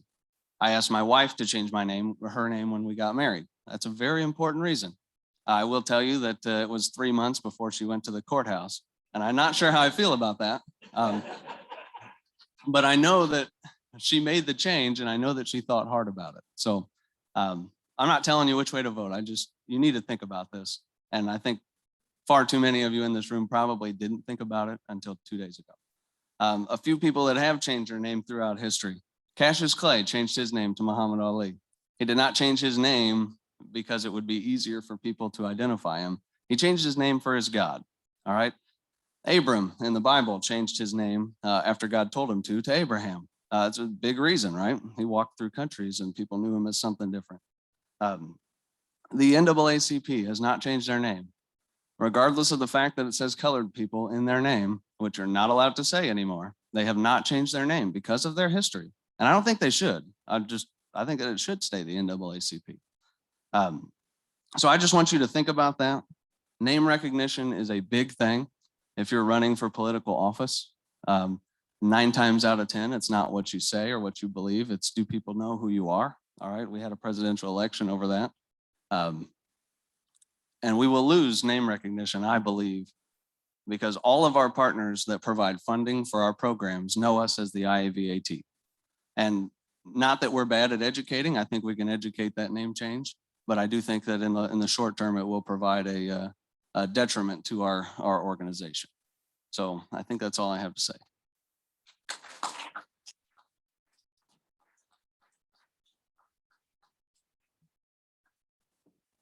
Any further discussion?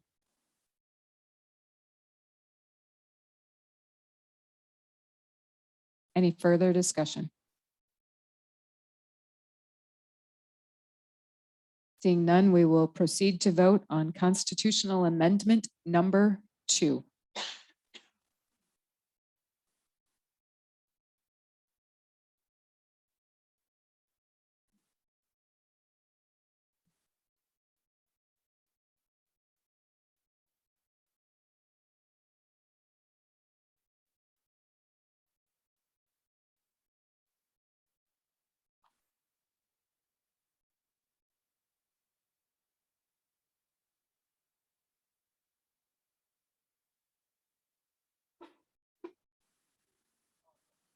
At this time, I'd like to bring Mr. Bike up to fill in with some jokes or. Oh, no, I got it. That It's was good. a hard We're no. voting. John's jumping in. It's up.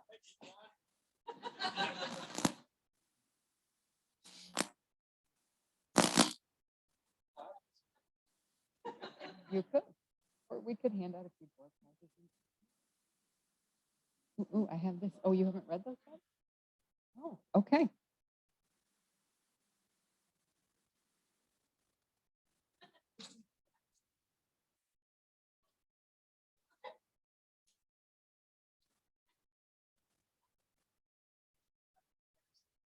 We are going to, well, while we're waiting, I think you can do 2 things at once. You are educators, which means I know you can do 7 things at once, but we'll hold it to 2 today.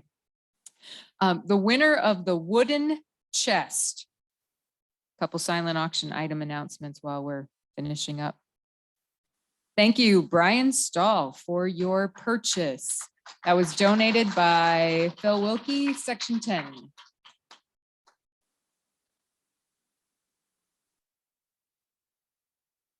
Do I call people out on the dollar amounts?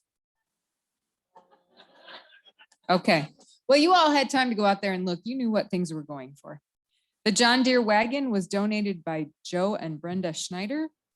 And the winner of that, Julie Bond Ledford, I hope you have room in your trunk.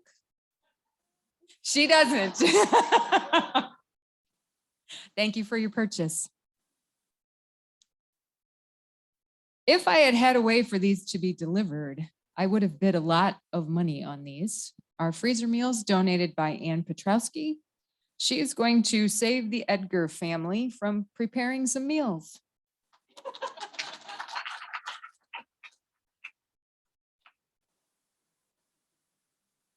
And funny enough, that does not look like John's handwriting to me. Did someone help you out with that? Ooh, that's a back Mother's Day gift, right? The ALEC UIUC program basket was purchased by Dr. Still. Correct? Right? I'm struggling reading on that one. Okay. The gas can jack-o'-lantern from section 10, Phil Wilkie. Noel Coronado is taking home that unique creation.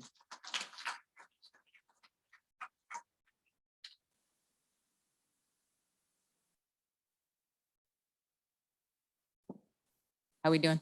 Oh, there you go. If there's anyone else that's been kicked out of the voting system, please come back to the AV booth.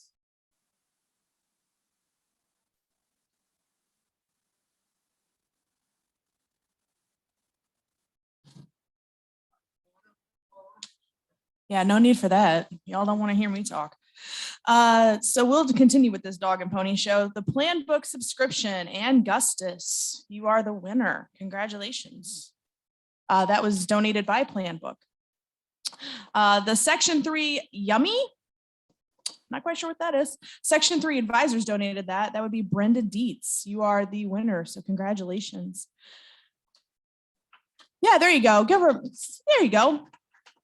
The Dairy Products 2T donated by Tony Gabriel goes to Justin Howard, getting prepared for dairy products season for the little ones. Section 3 donated some seeds. Kindle Schleter, there you go. Check, check. I've been out of the classroom for a few weeks. I can't decipher handwriting anymore. The Aggravation board game donated by the Athens FFA. Linda Fleming, congratulations. Aggravation board game number 2 donated by the Athens FFA is Brooke Renberg. Congratulations. The wine and chocolate bundle donated by the Somonauk Leland Sandwich FFA chapter goes to Scott Zaire. The Illini Chief Cutting Board donated by the Flanagan Cornell FFA goes to Miss Jacqueline Walters. The cutting board donated by Section 15 goes to Sarah Lee. The Owl Gifts in a Bag donated by your president, Miss Lisa Ulrich, goes to Amy Brink.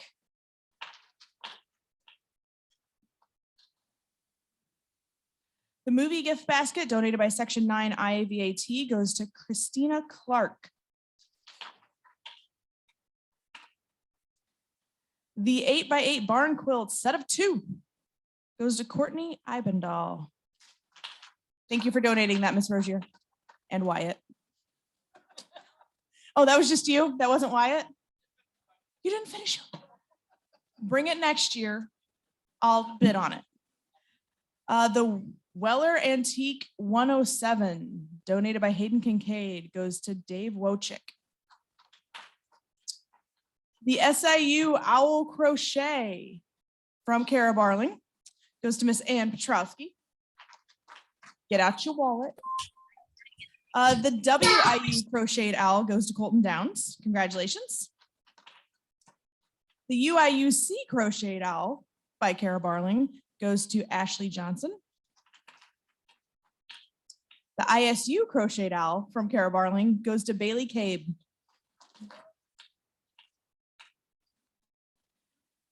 And the Yeti Lowball from Michelle Wiseman. Jacob Meisner.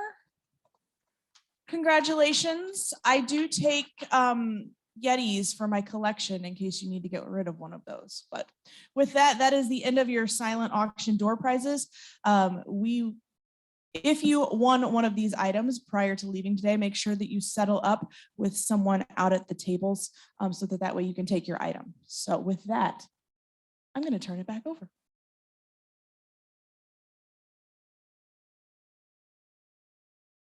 Okay, I believe voting will be closed very shortly.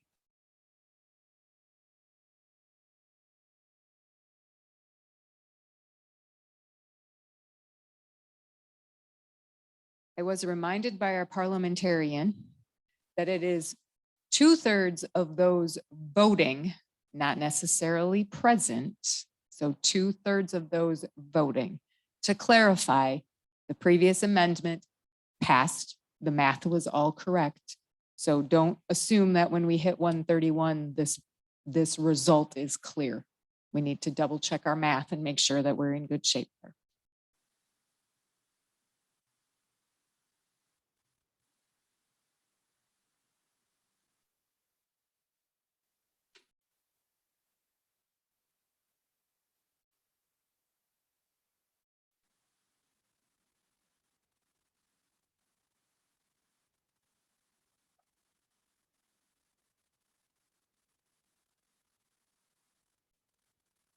With a vote of 90 in favor and 109 opposed.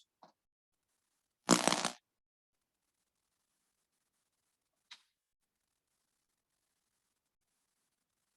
am not one of those math teachers that was spoken of previously, but that says to me this motion fails.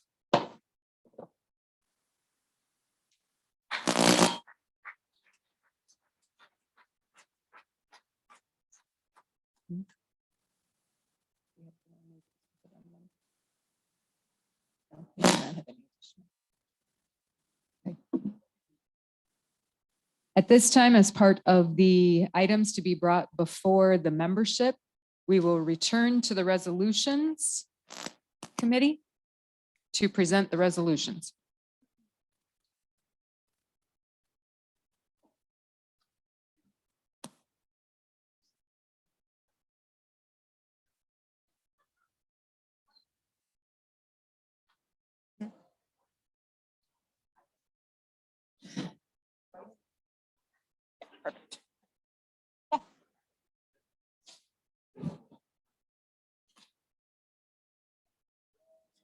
Okay.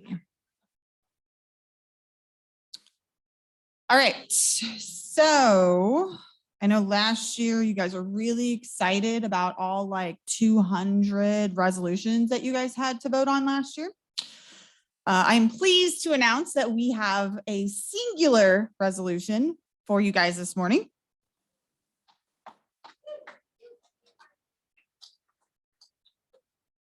Welcome. Okay, so is it up on? Yes, okay, sorry, I can't see from here.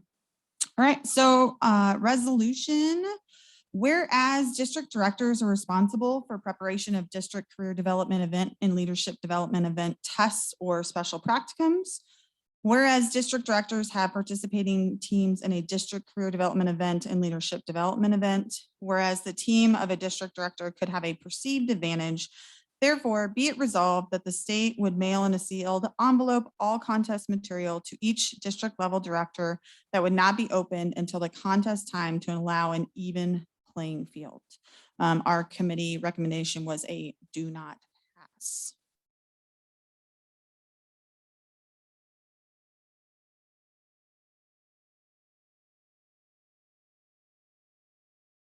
Parliamentarians, I forgot to ask what happens now. Motion has to come from the floor for this to be considered. Thank you. Is there a motion from the floor?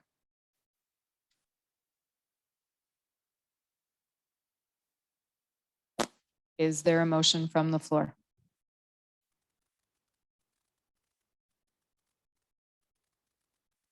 There is no motion.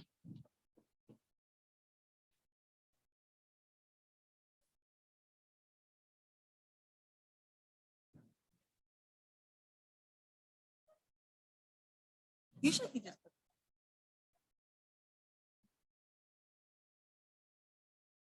Also, just kind of last thing, as part of our committee, what we do is we go through the acknowledgements and special accommodations from the past year. So I think he's gonna put those, yep, up there. So anyway, we just want to thank all of the individuals and collective groups that are part of making our organization and external organization so great and wonderful. Thank you to all of those groups and individuals who were a part of that. So.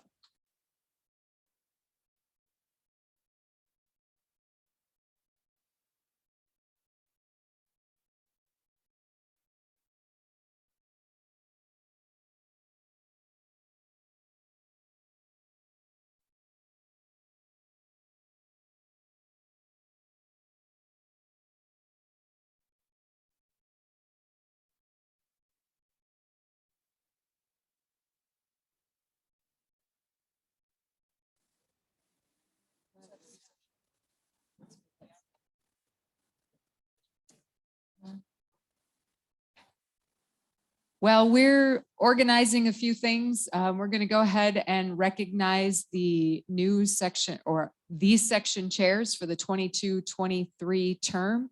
So if you could organize yourselves into 1 through 25 order, that would be preferable. But if you just need to roll through, how about both of you? If you are retiring and someone is replacing you, let's do it all at once. And we can use both sets of mics and popcorn if we need to. You don't all have to be on one side or the other. Jake Snook, section 1, staying on.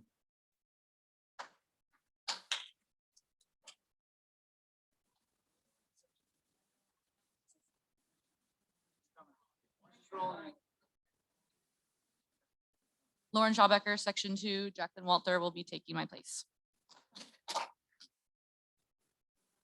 Kendra Callahan, section 3, Casey Lynn Johnson will be our new section chair.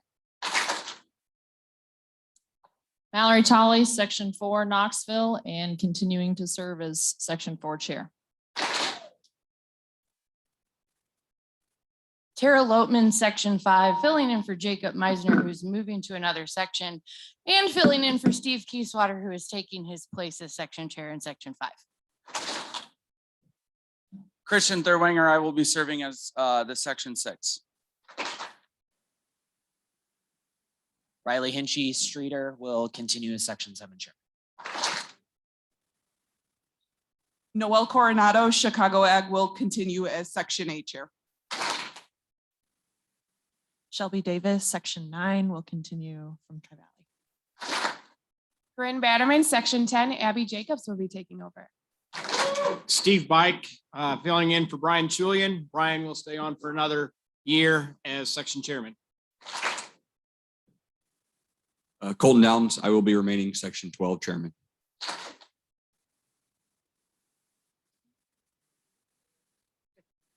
Maggie McCullough filling in for Sarah Nichols. She's remaining as section 15 chair. Caitlin Higgins, section 14 chair, replacing Rusty Hilst.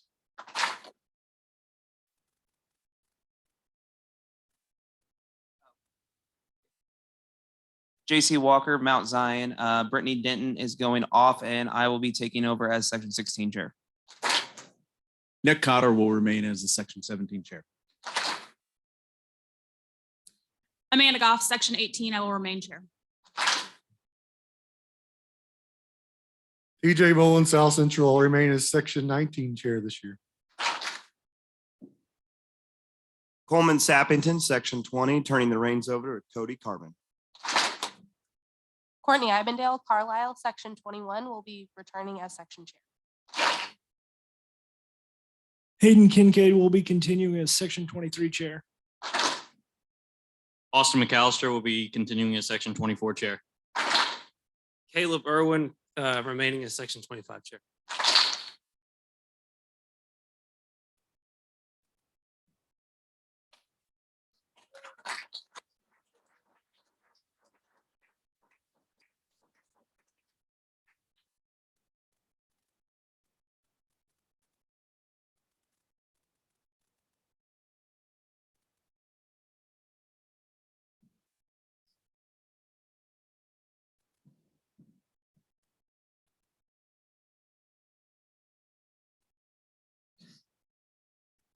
At this time, I would like to recognize the board members and those, especially those retiring, for their service this past year or the past 2 years, or for some, the past 3 years, or 6, or however long it's been. The awards in the front are presented by the Illinois Farm Bureau, and I thank them for their sponsorship of IAVAT. So first, these are going to be in awkward order because I made a mess.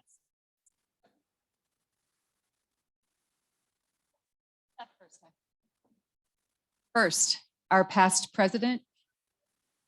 Oh, awesome. Thank you, Mrs. Gabriel.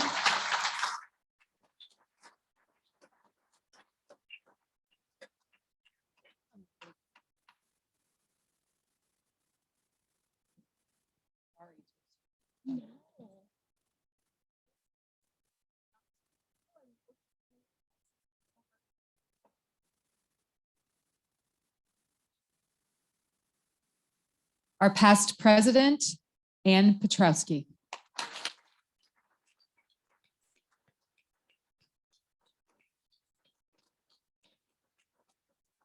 Ann will be retiring after a 6-year stint on the board.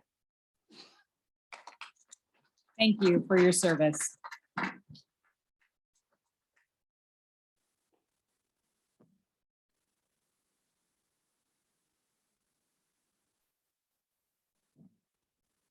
Donna Page is retiring as your vice president.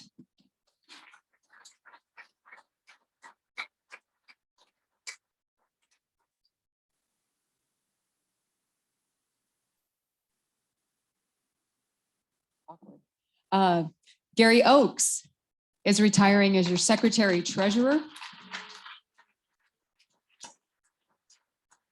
Thank you for your extended service, Gary.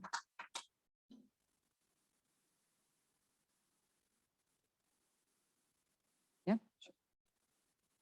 Jason Kilburn is retiring as your District 1 director. Thank you for your service.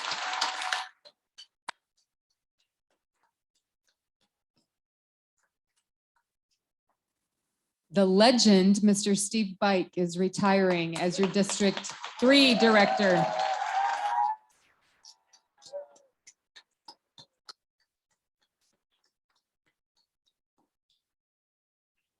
Joshua Berg is retiring as your District 5 director. Thank you for your service.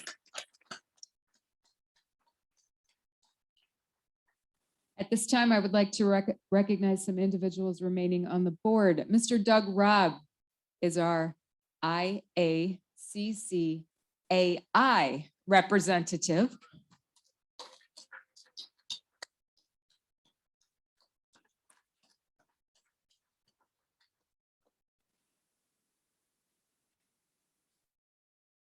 Our District 2 director is Liz Harris.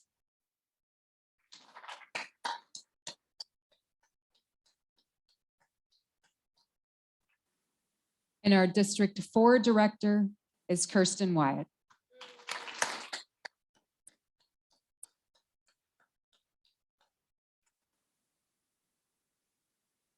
For those of you that are joining our organization, these are some really great people to get to know and get to work with.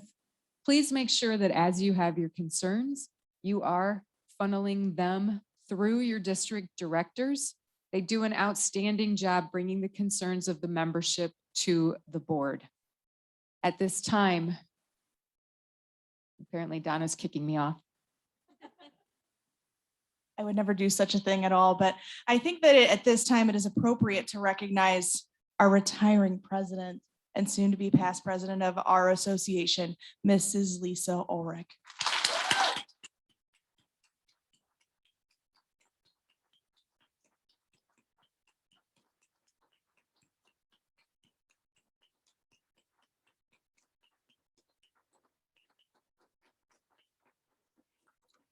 If you've never had the opportunity to work with Lisa or to know Lisa, you know that she is incredibly humble. And I knew that she was going to watch that just sit there and she wasn't going to want to be recognized at all. But being president of this organization is not an easy undertaking, and she has done it with grace and humility and a whole heart. So thank you for your work.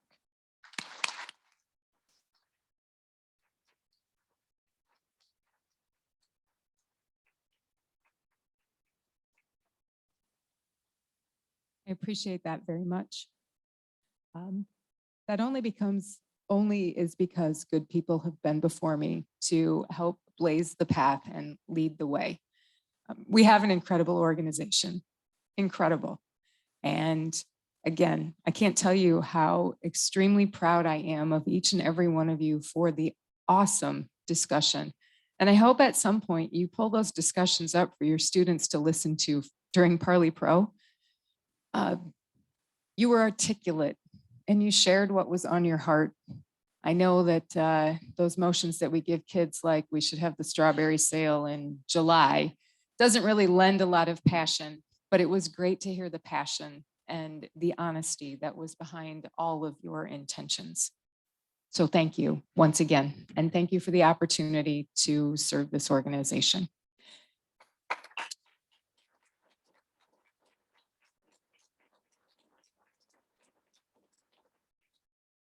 At this time, we will install, one second.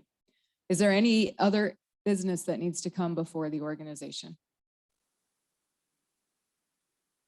Everything's been marked off your list. So we have an advocacy drawing and a door prize drawing, so we won't adjourn the meeting until that point, but we will go ahead and seat the new officers.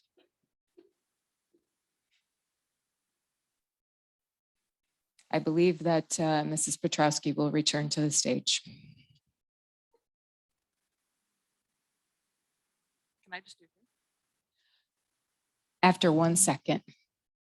I did not give Anne the full due she deserved last year when she retired as our president. Anne led us through a very difficult year. And at every turn, what was going to be best for our organization, for you, the individual, and for the students that we all work with. And she did it phenomenally. So if you could give her one more round of applause before she leaves the board, I would appreciate it.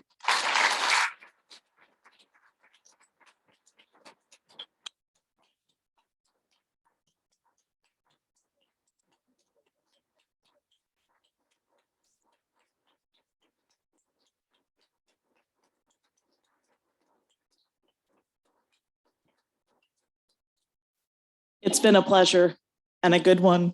And I encourage everyone to consider taking a chance at the board at some point in time. You learn a lot and you appreciate everything that happens for this organization. So without further ado, I would like to install Ms. Lisa Ulrich as your past president.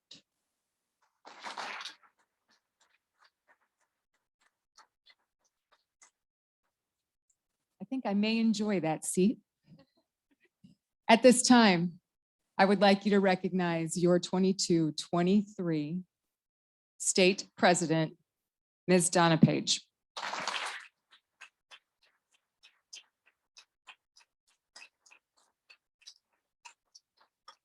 At this time, I would like to recognize your 22-23 state vice president, Mr. Josh Berg.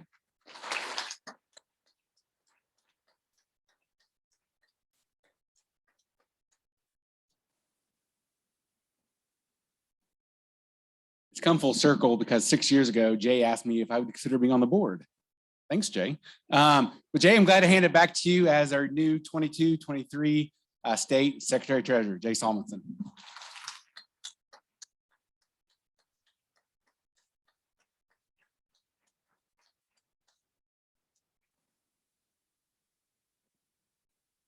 At this time, I'd like to introduce you to the new District 1 Director, Kendra Callahan.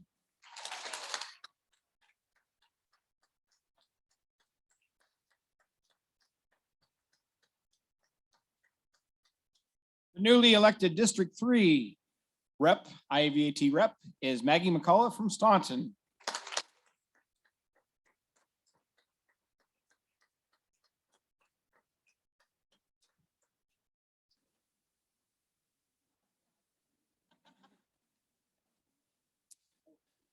The new District 5 IVAT Director is Sherry Rozier.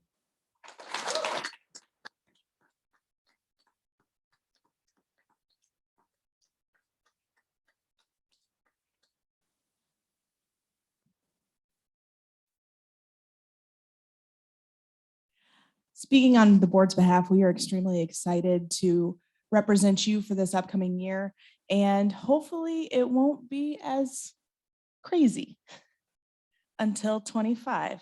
So we have a couple things remaining, which I know stand between you and lunch, wherever you choose that to be. We have an advocacy drawing as well as door prizes. So which one are we going to do first, Steve? Hey, last chance for advocacy? Okay, we'll do door prizes first. No, unless there is, otherwise we'll go.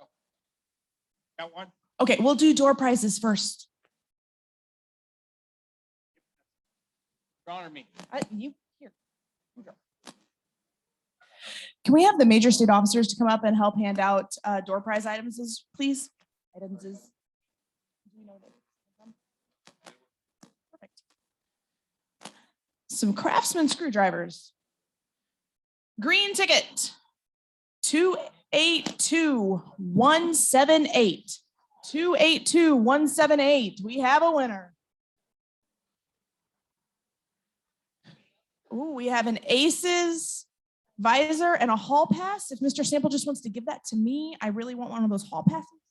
That is green ticket 282271. 282271. We have an SIU bundle O goodies, compliments of Southern Illinois University. That is going to go to green ticket 282281. Almost a palindrome, Sherry Rozier, almost.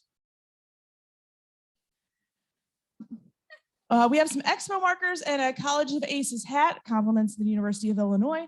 That goes to green ticket 282193. 282193. We have another Aces piece of headwear and flare pins. This goes to blue ticket 112444. Oh, that was so close. 112444. Okay, so we'll draw another one. Blue ticket again. 112453. Bingo was her name-o. Ooh, Starbucks gift card. Oh.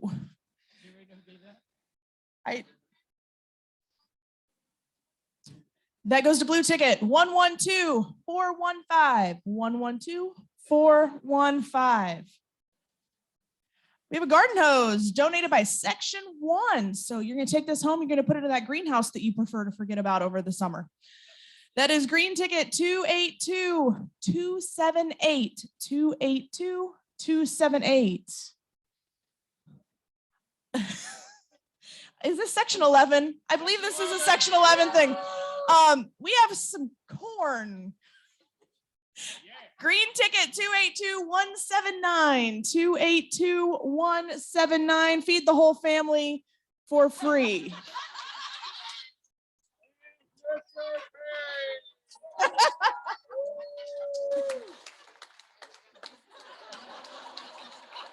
Okay, we have an Aces hat and an Illinois t-shirt. That's going to go to green ticket 282228. 282228. Mrs. Ulrich, right up here. Okay, we have another Aces visor and a t-shirt. That's going to go to green ticket 282171. 282171, right over here. Ooh, Sharpies, and they're the thin tip Sharpies. Let's go.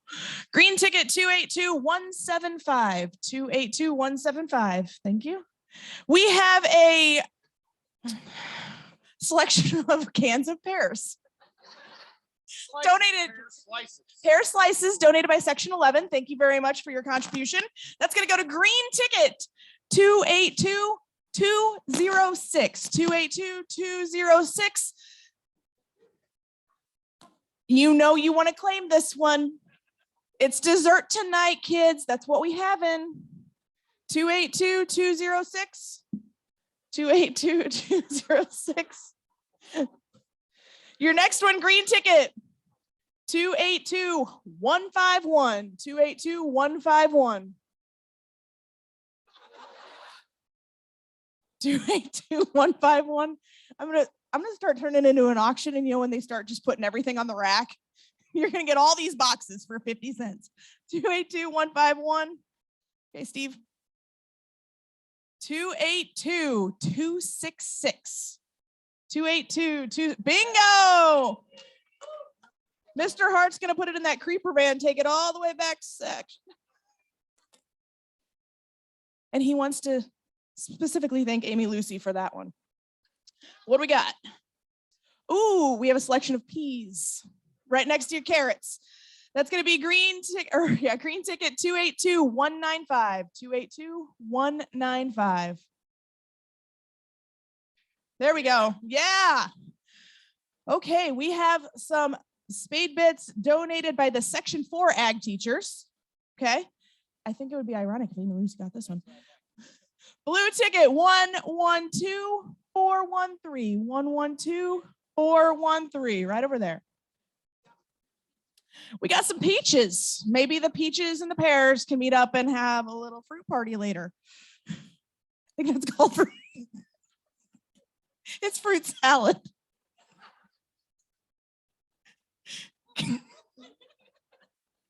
Green ticket 282190. 282190. Right there in the back. Okay, we have a College of Aces visor donated by the University of Illinois and an ag room pass donated by Tony Gabriel. That is going to be blue ticket 112400. Right over there. Another Starbucks gift card. We needed this earlier this week. Green ticket 282218. 282218. Oh, I heard it. That's a me. Ooh, we have a Craftsman. I'm going to call it a slinky magnet for all those nuts and bolts that your kids drop in the bottom of the Briggs & Stratton engine that your hand can't fit down in there for. This is going to be green ticket 282141. 282141. We got some G2 gel pens. That's going to go to blue ticket 112434. 112434. Right up here. We have a selection of green beans. That's going to, thank you, Section 11. That's going to go to a green ticket 282143. 282143. Sam Persnick, there you go. And I believe that concludes all of our door prizes.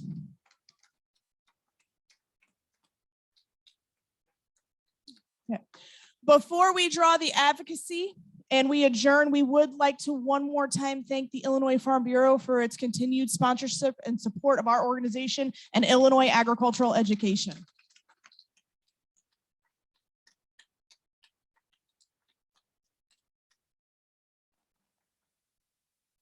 And now that Steve has all those numbers in his head, I'm going to turn the mic over to Steve for one last time for a very short advocacy raffle presentation.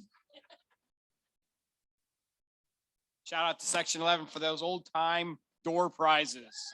Yes. Yes. Well, they were there when I started here. Give out several from Del Monte. So those are, nope. Truckload. Yes. Yep. You want a cocktail before? Fruit cocktail. Well, now you can almost get there. Mr. Berg was our accountant at this one. He said that we raised $789 for advocacy. So giving everybody that bought a ticket a round of applause. And so we split this one in half, and so it's $389. We are drawing for this one, and it's a yellow ticket.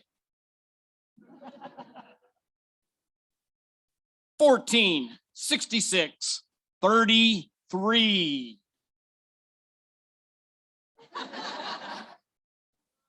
I can go backwards.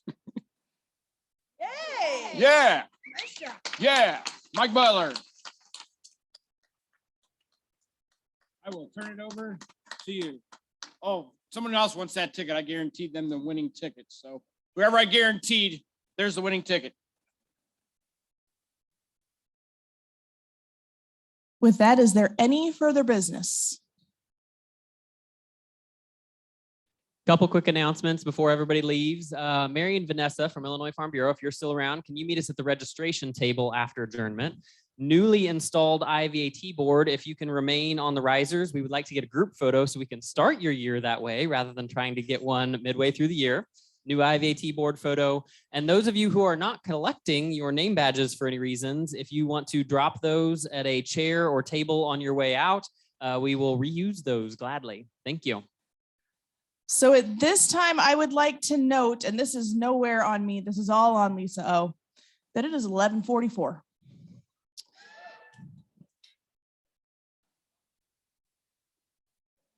Yes, sir. Please state your name, your chapter, and your section. And yes, you can say you're Jeff Meyerhofer. For the final time. Kent Weber, Section 7, Seneca. On behalf of Leo George, he wanted me to express his gratitude for everybody that attended last night. He hoped that everybody had a lot more networking. He truly missed this gathering for the last 2 years.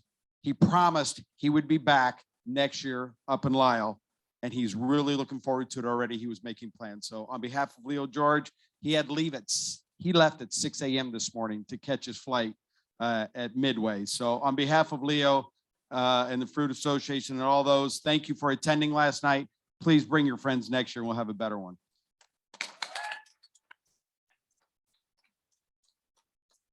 As Mr. Edgar said, if you are not going to use your name badge, they would gladly take those back and reuse them. If the box is in the back with Mr. Heiser, if you were the lucky winner of a silent auction item, please make sure that you see someone at the tables out in the area to pay for those.